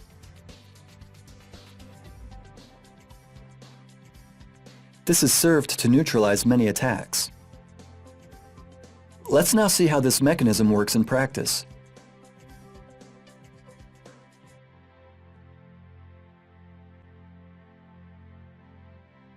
You can see here a simple PHP script which sets a cookie and the HTTP-only parameter we've just mentioned. It is initially set to false. We'll cover this part later. Let's now focus on the line which should display the content of a cookie set on the server side. Using the Live HTTP Headers add-on, we're able to see the communication between the browser and user.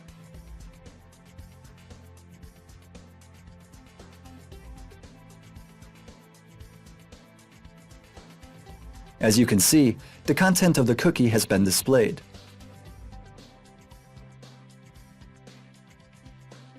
The contents of the requests includes the set cookie header with the name, value, and expiration date of the cookie. Let's change the HTTP-only parameter to true.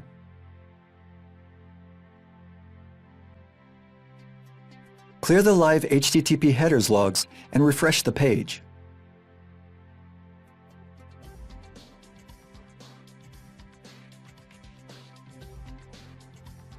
This time, the cookie has not been displayed and cannot be accessed by JavaScript.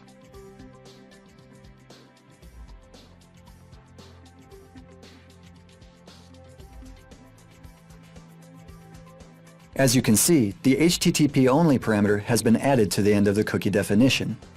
Virtually all web browsers support the HTTP-only attribute. If it is set by the server, the browsers will block JavaScript access to the cookie, which helps to minimize the fallout from XSS-type attacks. This mechanism was initially believed to be an adequate security measure. A new technique has been developed which serves to circumvent it. This is called the XST, or cross-site tracing method.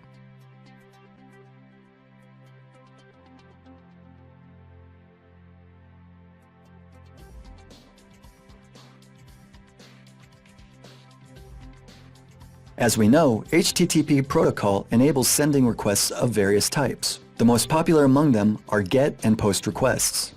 The head request is also used to query a server for headers only. There are also other types of queries. For example, the trace request, which is implemented and enabled by default in most web servers. The query reflects user headers. All headers sent by a browser, including cookies, are returned as a server response. By using the XML HTTP request object, setting the request type to trace, and submitting the address of the attacked server, an attacker could read the contents of the cookies without using the document cookie variable. Instead, the attack exploits the data returned by text response, bypassing the HTTP-only mechanism. Let's see the site behavior again.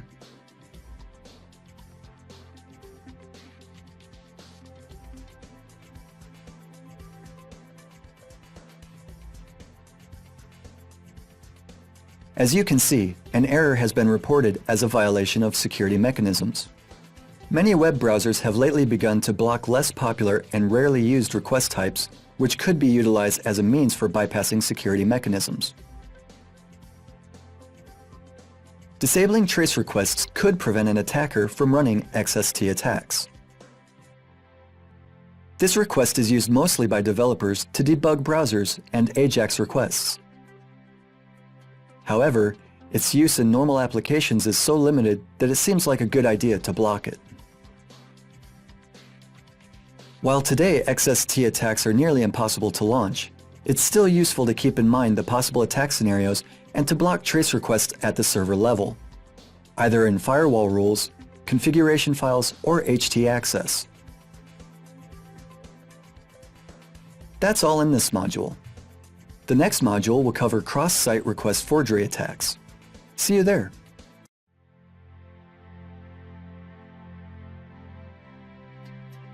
Welcome to Module 15.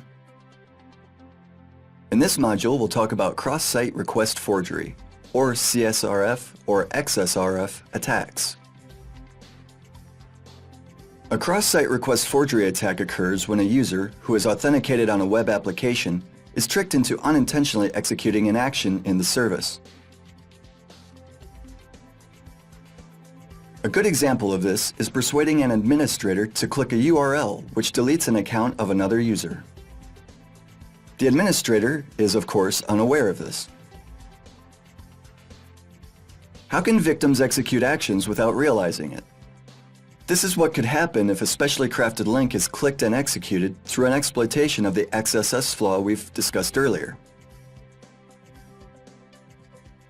Let's now take a look at a sample site code which illustrates this scenario. Assume as a starting point the guest book we've talked about in the module on XSS attacks. This unprotected version of the application allows users to submit any HTML code.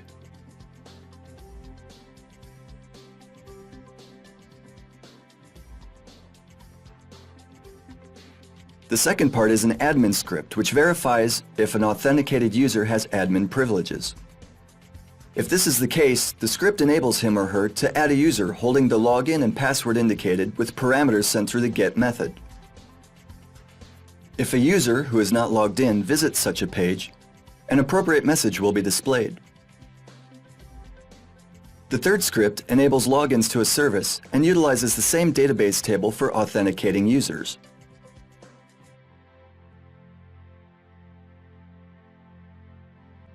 If the submitted data is valid, an admin session will be activated.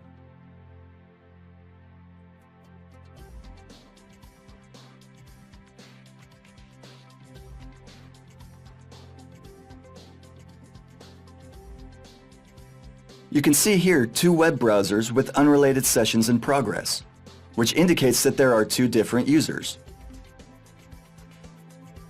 Assume that the browser on the left side represents an administrator of an attacked service, while the browser on the right represents a hacker who's trying to gain control over the service. As you can see, the attacker is not logged in and is not in possession of a valid login or password, which means that he won't be able to perform any actions in the service.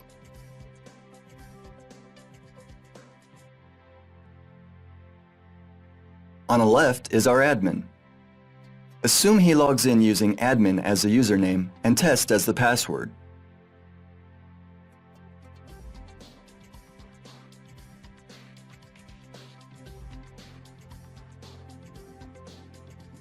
As you can see, the admin has logged in successfully. Let's confirm this. The attacker is still not logged in.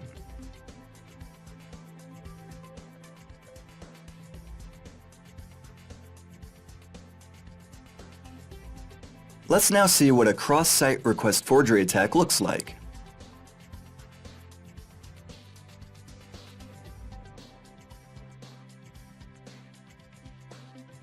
You can see here a guestbook script. Let's submit to it an image, which once clicked, will execute an HTTP request to add a user to the service.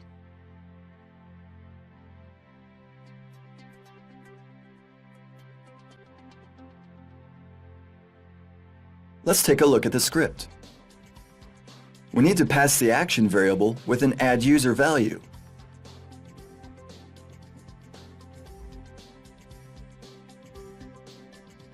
the user variable containing a username and the pass variable with a password.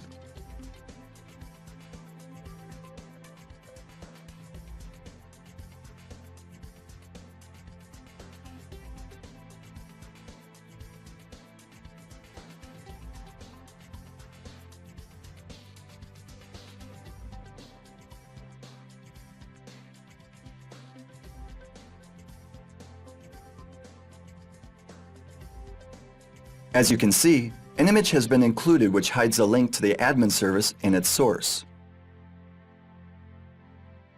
Now, confirm that the attacker is still not logged in and that the account has not been created.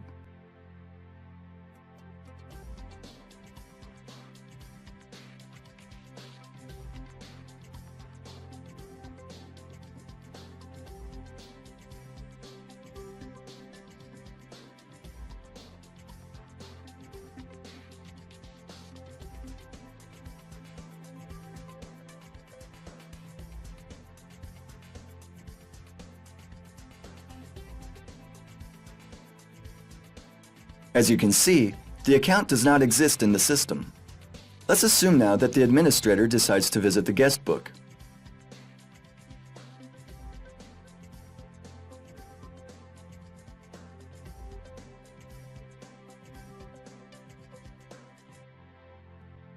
The image has not been displayed because its URL refers to a site that is not an image. The administrator could pay no attention to the fact that the image has not displayed, and won't notice that a request has been executed that adds a user to the database. Let's see the result now.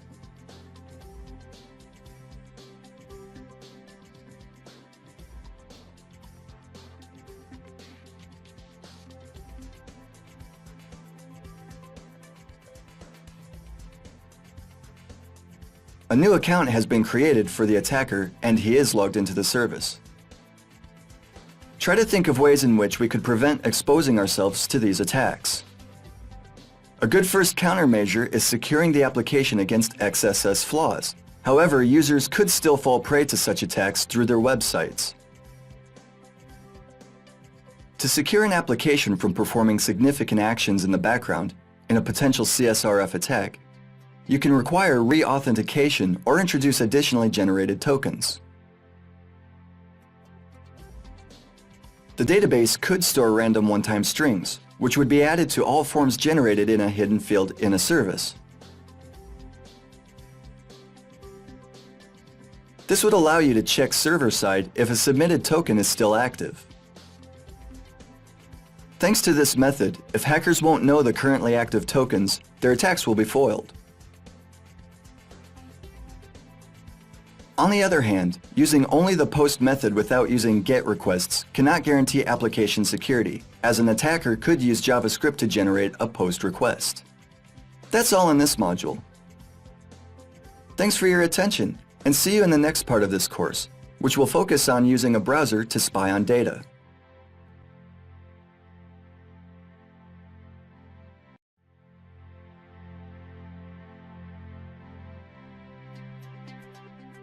Welcome to Module 16. This module focuses on the spying of web application traffic. As you've discovered in Module 14, which focused on the XSS vulnerabilities, exploiting these flaws could have serious consequences for users of vulnerable services. User data, such as session IDs, could be stolen and malware could be installed on a victim's computer. As you know, it's feasible to execute any JavaScript browser-side. There are also other means of exploiting these holes. Using several simple tricks, an attack is able to write a script which will monitor all operations executed by a web application user, and which will be active as long as a given browser window is kept open.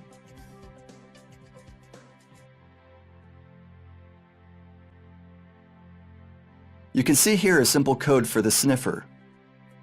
The load sniffer function launches the sniffer. First, it creates a secondary XML HTTP request object used for AJAX requests. Then loads all links and forms in a website.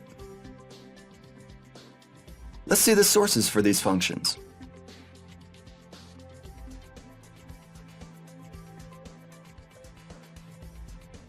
The collect links function is used to load all link tags from the current document and replace target addresses with JavaScript function calls, where the link's URL is the parameter.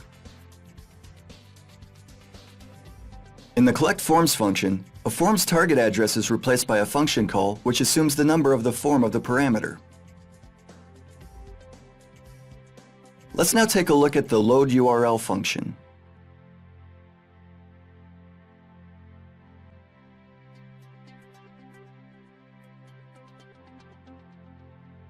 At first, the send to attacker function is called, which we'll discuss in a minute.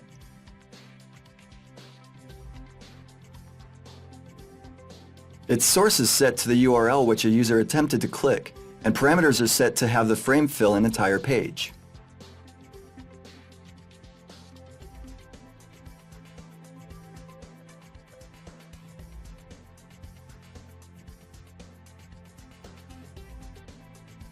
The frame is added to the website's DOM tree, and display delay is set to 400 milliseconds. After this time, the site should preload.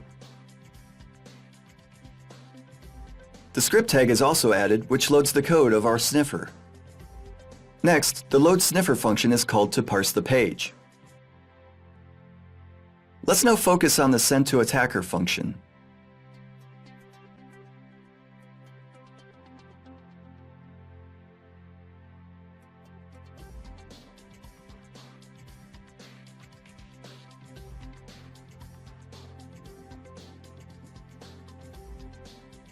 We can see that a referral address is being prepared, which will pass captured data, such as website URL or form content, to our sniffer through the GET parameter.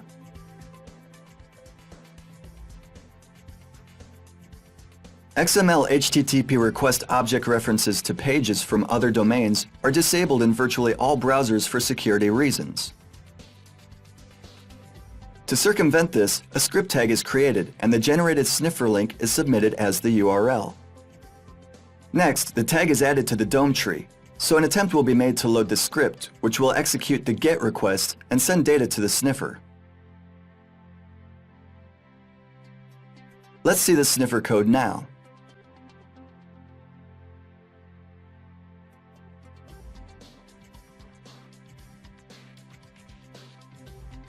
As you can see, all past parameters are logged in the sniffer log file.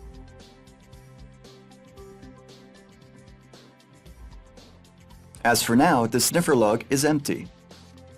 Let's take a look at the source code for our website. In this case, the sniffer's been injected directly into the code, but it's equally probable that an attacker could have inserted it into the service, using the cross-site scripting vulnerabilities. You can see here several links to subpages and a form.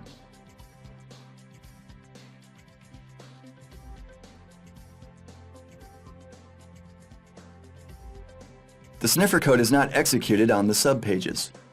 Let's see now how the site works in practice.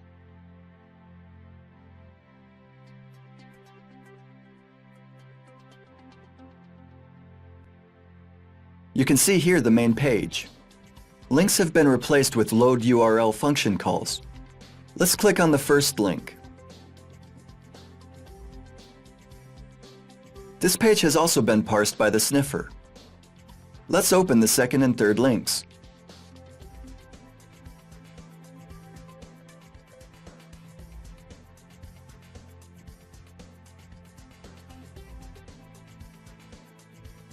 Now go back to the main page, put a string in the form and try to send it.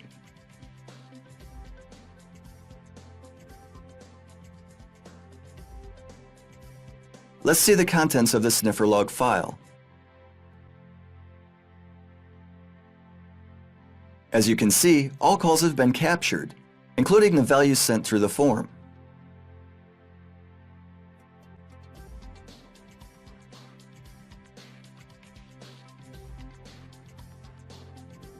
A potential attacker may be able to monitor all operations performed by a victim in this way. Let's try to think of ways in which we could protect ourselves against these attacks. As web developers, we should above all take care of the XSS vulnerabilities.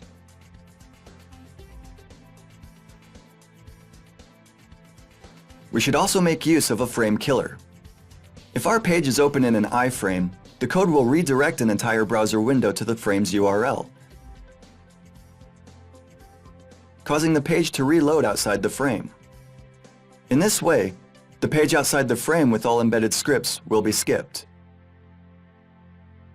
As users, we should be on alert if the address in the bar does not change, even if we have browsed through several pages. What's more, if by hovering over a link we discover that the displayed URL executes JavaScript, we should remain extra cautious. Some newer browsers disable JavaScript access to frames with URLs and domains different than the URL of the window.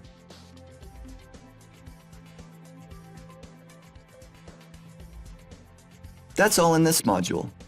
Thanks for your attention and see you in the next module where we will focus on session hijacking.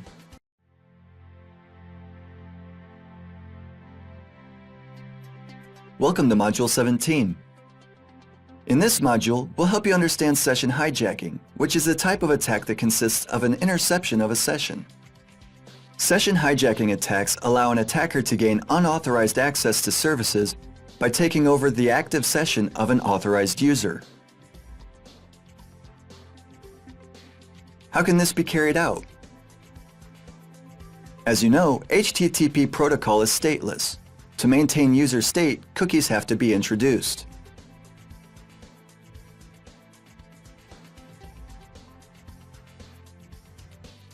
Cookies are stored in web browsers and often contain unique user identifiers which are processed server-side to set up sessions containing user information.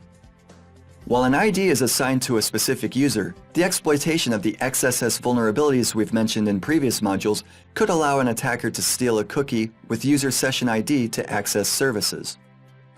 The same could be achieved by using scripts which monitor user actions.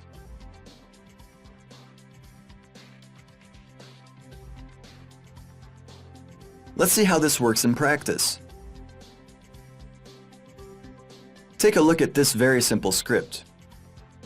If you visit the admin login PHP URL, the admin variable is set for the current session, which means that the user will have administrator rights. The test.php file is also available. The file utilizes the PHP session mechanism, and if the admin variable is set, the message hacked will be displayed.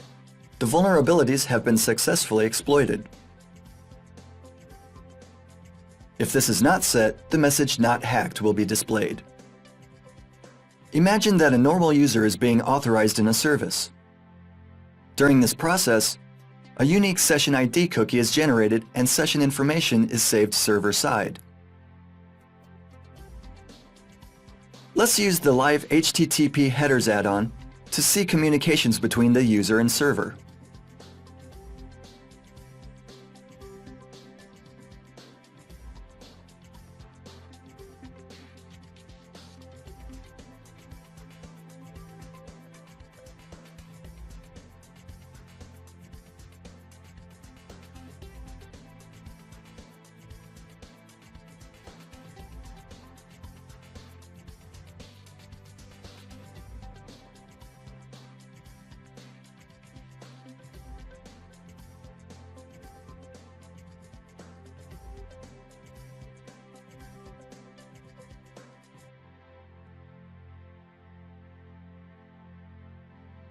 As you can see, once the login PHP address is entered, a PHP SesID cookie is sent to the server. The cookie is used by default to store PHP session IDs. If the administrator falls prey to an XSS attack or data transmission has been intercepted, an attacker can obtain the content of the cookie. Let's open a private tab which uses a new set of cookies, rendering the previous session inactive.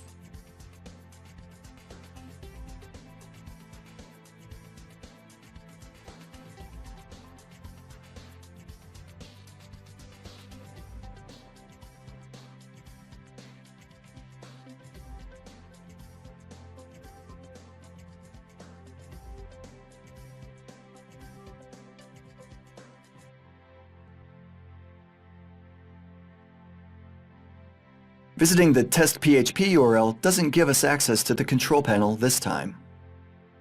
Let's use the live HTTP headers add-on again.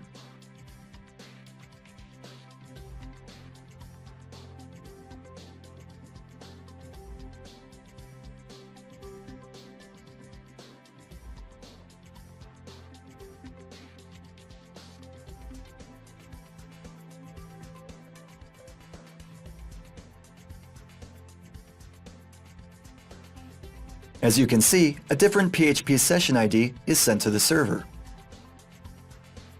The add-on's replay function allows you to freely modify the sent request. We'll set the admin session ID using the cookie we've previously acquired. Next, we send the request to the server using the replay function. As you can see, the access has been granted. How can we protect ourselves against these attacks? The first prevention method is securing the application against XSS vulnerabilities, as these types of flaws might be used to leak session ID cookies used in our service. Using the encrypted HTTPS protocol will guarantee that intercepting cookies won't be feasible outside of the user's computers. You can also add the HTTP-only parameter to cookies, which should disable JavaScript access to cookies. A frequent regeneration of session IDs is also a good idea, especially after a successful login. Another prevention method is checking the IP address related to the session. The address should not be changing while the session is in progress. If it is, this could point to a potential session hijacking event. Many ready-made scripts implement their own session mechanism which checks the IP address used in a session.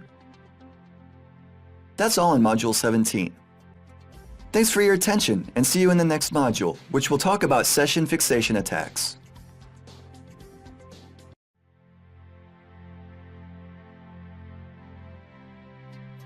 Welcome to Module 18. In this part of the course, we'll talk about session fixation attacks. Session fixation is a subclass of session hijacking. Session hijacking involves the interception of a victim's session ID. Session fixation occurs when an attacker finds a way to make a victim, who has access to an attacked service, use a valid session ID supplied by the attacker. If the victim assumes the session ID and is correctly authorized in the attacked service, the attacker could take over the session and gain service access.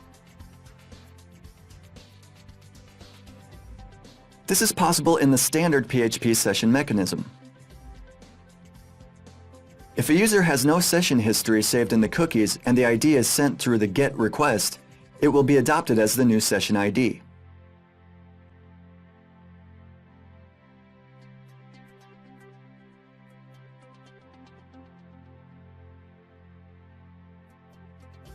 Let's see a sample script which illustrates this scenario.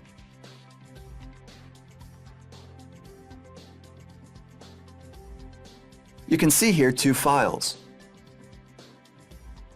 Admin login PHP simulates the behavior of a script which logs users into a control panel. It sets the admin variable used to identify the administrator in a session variable. Test PHP is the second script. The script checks if the admin session variable is set. If it is, the message hacked will be displayed. If it is not hacked will be displayed.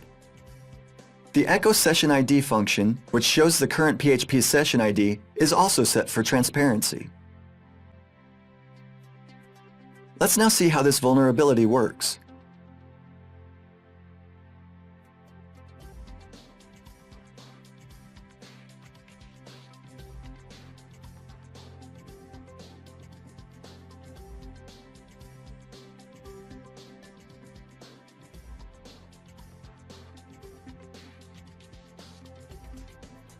As you can see, a potential hacker wouldn't be able to access the service.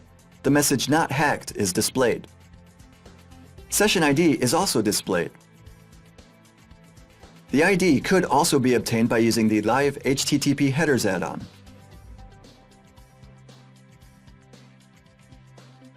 As you can see, the same session ID has been set in the PHP SesID cookie. Let's use it now. Assume that a cracker has lured an administrator into clicking on a crafted link. The link looks like this.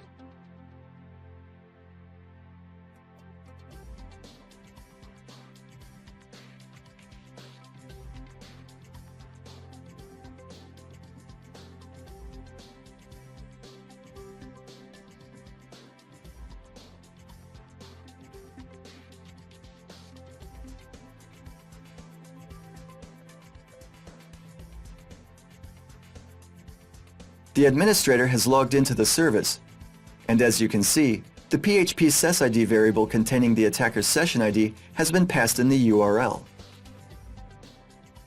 Let's see what the effects of this are on the attacker's side.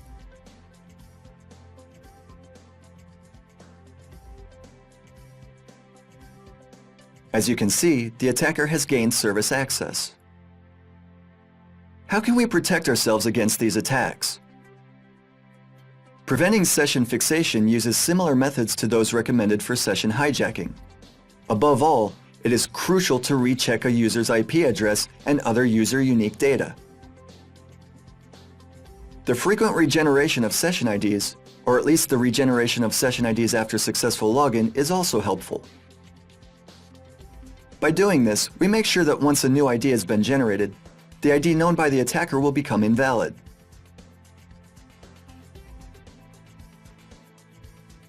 That's all in Module 18. The next module will discuss the phishing concept. Thanks for your attention, and see you later.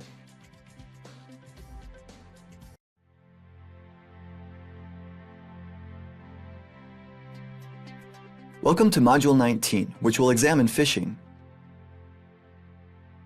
Phishing attacks target users and user groups rather than specific applications or servers.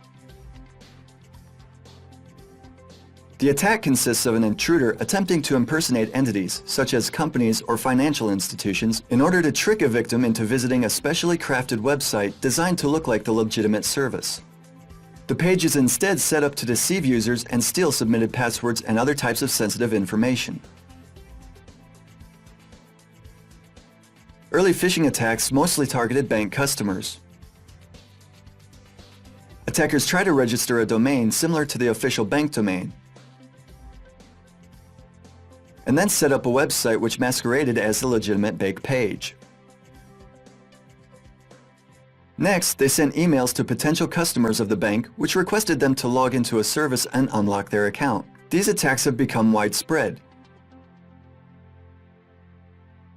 You can probably find a number of phishing emails in your mailbox.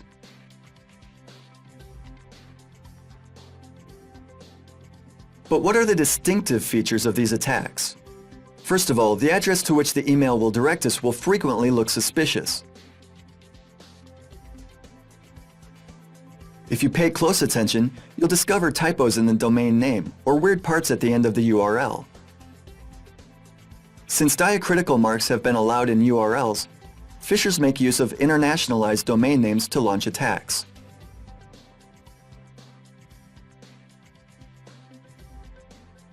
Another key aspect is the look and feel of the service. The layout might differ slightly from the layout of the legitimate bank website.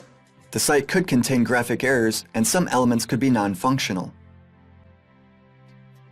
Early phishing attacks were constructed with painstaking precision, so the forged websites were nearly undistinguishable from legitimate services. Today, phishing emails are sent in bulk, and websites are created semi-automatically, which means that the forged websites will rarely look legitimate enough to deceive us. What's more, these attacks are launched internationally by groups of criminals who frequently don't speak the native tongue of the attacked institution's customers. The messages are translated by free machine translation services and abound in grammatical and syntactical errors. Sometimes they are practically incomprehensible. We'll take a look at some sample messages which serve as a warning.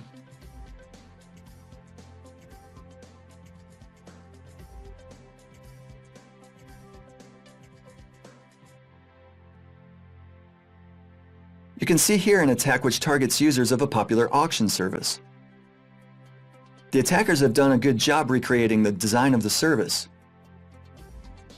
The address is www.allegro.home.ro. The home.ro top-level domain should alert us.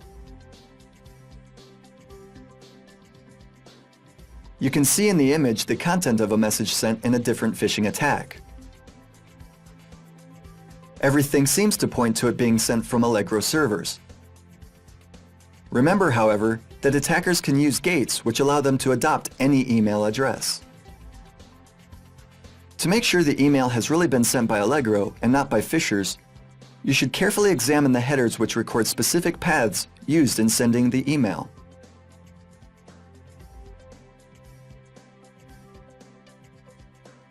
Also, as you can see, the message contains serious linguistic errors, which again should alert us. This is another example of a phishing attack targeting a popular social networking service. The message looks innocent on the surface, but let's pay attention to the fact that the URL begins with www8.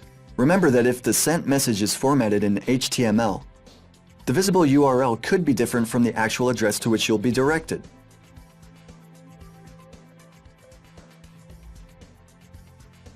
You can see here a message sent to customers of a bank. How can we protect ourselves against these attacks? First of all, you should be careful with submitting sensitive data such as passwords, identifiers, or credit card numbers. Remember that very few companies request such information to unlock an account. This is especially true in the case of banks. You can unlock your account by calling a consultant or contacting a local branch of the bank. Another key point is never trusting the links contained in incoming mail. Even if a link seems trustworthy, it's better to manually provide a known URL rather than click on the link provided in the message. By doing so, you'll be sure that the website you visit is the legitimate service. Then you can make sure whether the information passed in the message, that an account has been locked, was true. If there really are any problems, use the official service and its functionalities to be sure that you don't give up crucial information to attackers.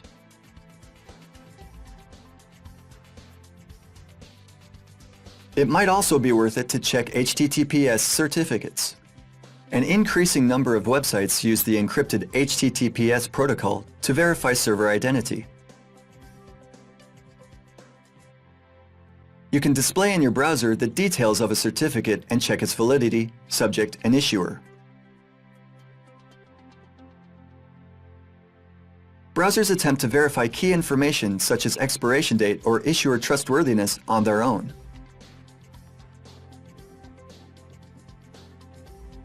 You can, however, check by yourself whether a certificate has been issued for the service you're trying to log into. If you suspect phishing, it's good to contact the service administrator and share your suspicions by sending them an original email.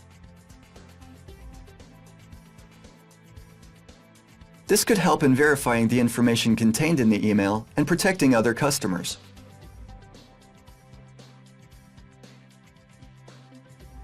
If you want to contact the administrator, remember not to use the reply option, as the email address could be forged. Check the legitimate service page for contact data. Another good idea is to examine the physical URL of a link. Don't rely on the text displayed in the HTML messages. It's safer to copy a target address and make sure it leads to a legitimate location. If the URL seems suspicious, don't visit it. That's all in Module 19. Thanks for your attention and see you in Module 20, which will discuss automated security testing.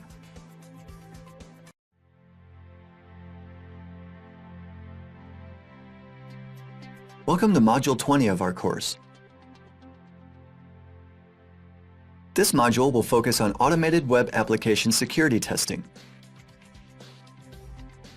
The three approaches used in the automated software security testing are white box, gray box, and black box testing. White box testing is a technique which necessitates the full knowledge of an application's code and can utilize static code analysis tools. By contrast, black box testers are unaware of the source code and treat the application like a literal black box, where the user parameters are the input and the generated page is the analyzed output.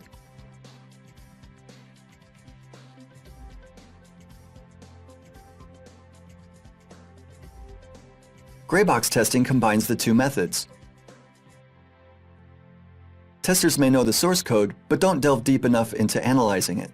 The testers could also be unaware of the code but have other information on internal functioning of the application. If that's the case, a gray box tester could come up with better attack scenarios while utilizing the tools and techniques of black box testing. This module will talk about black and white box testing. Since gray box testing is a subclass of sorts of black box testing and is not directly supported by specific tools, it won't be covered here. You can see here the Havij Advanced SQL Injection Tool application, which can be used for black box testing. It serves to detect and exploit SQL injection vulnerabilities. Let's enter as the target the URL of an example we talked about in the module on SQL injection attacks.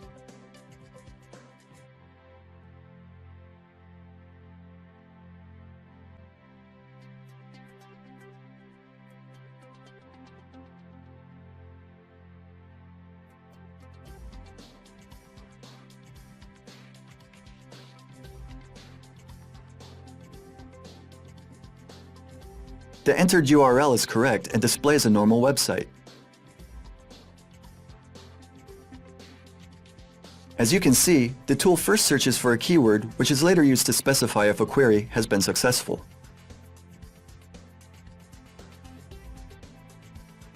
Next, it identifies the SQL injection attack as an attack on the unprotected numerical variable. The tool has detected that the server uses MySQL 5 database or newer versions. The number of columns used by the query has also been found, as well as the column which will be displayed on the website.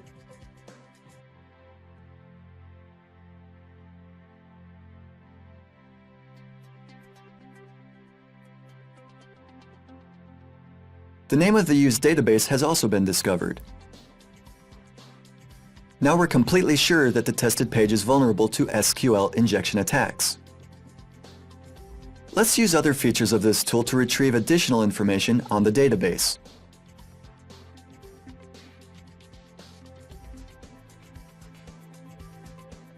As you can see, the current user has been displayed, as well as database version, current database, host name, installation directory, and passwords for the root and test users.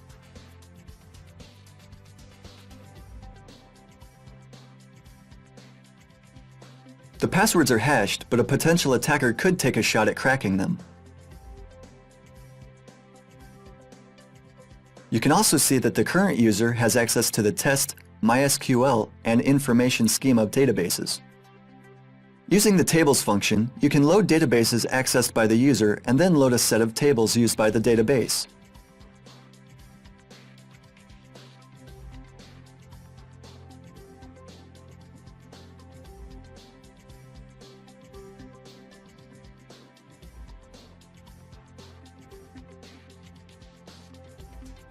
You can also load table columns and the data stored in the tables.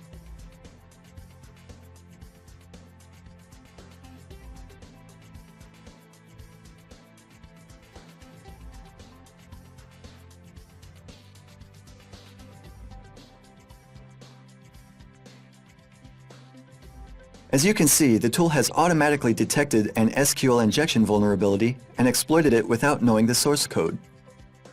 There are similar black box testing tools used to search for the XSS, path traversal, and PHP injection vulnerabilities. Remember that black box testing tools utilize existent attack scenarios and may not be able to cope with more complicated cases. In this case, the manual analysis of a web application behavior and preparing unique attack scenarios, the methods used in gray box testing, might be helpful. If you have access to a website's code, you could also utilize white box testing tools. You can see here the RIPS framework, a PHP scanner used for testing applications written in PHP. Several files used in previous attacks have been placed in the scripts directory.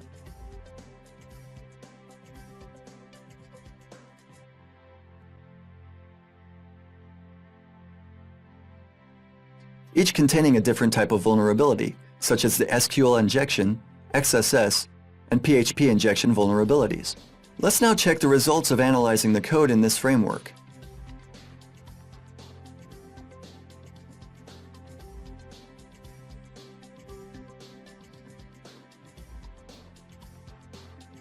Scanning has started.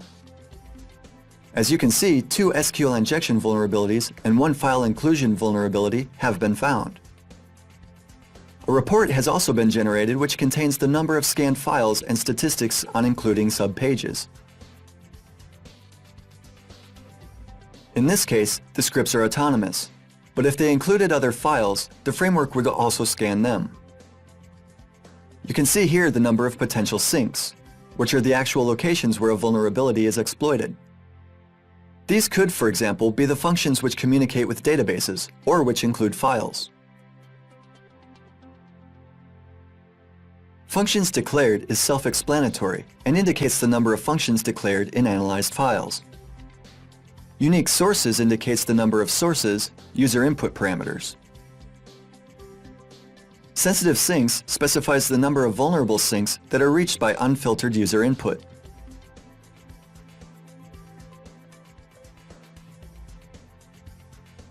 The SQL injection vulnerability is the first detected hole. You can see here lines of the vulnerable code, the used parameters. Once you click on the question mark, information on the vulnerability class and the detected case will be displayed.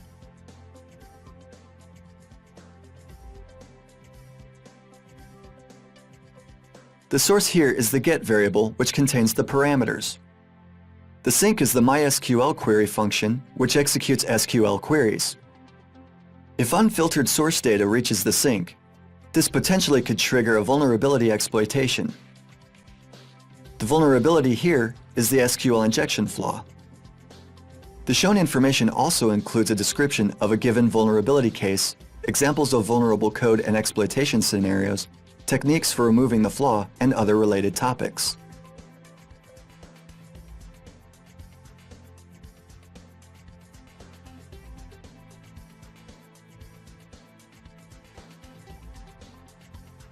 As you can see, this tool could be helpful in the quick and efficient detection of potential code vulnerabilities. Naturally, the framework could also return so-called false positives, or script lines which are not actually vulnerable in their specific usage. This could happen because a detailed analysis of each case might not be feasible, or because the analysis depends on too many external factors or is simply too complicated. Nonetheless, all information on potentially dangerous locations is valuable. You can view here a report on the second occurrence of an SQL injection vulnerability in the guestbook PHP file along with the similar information.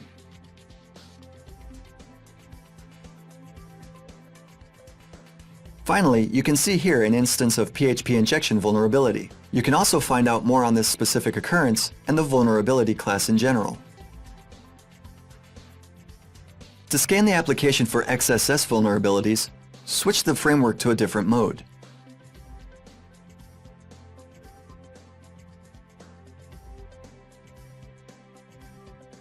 As you can see, the XSS flaw has been detected. In this case, an SQL injection vulnerability could lead to the injection of HTML code. If we switch the source type to data coming from databases or files, the tool will also detect stored XSS vulnerabilities, such as our guestbook script.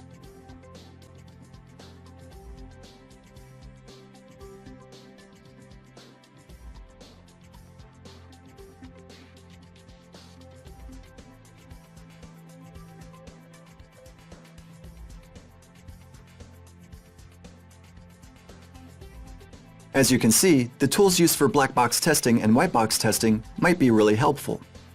Remember though, that auditing security needs the experience and brainpower of actual humans, so don't fully rely on software. Rather, use it as additional and valuable help.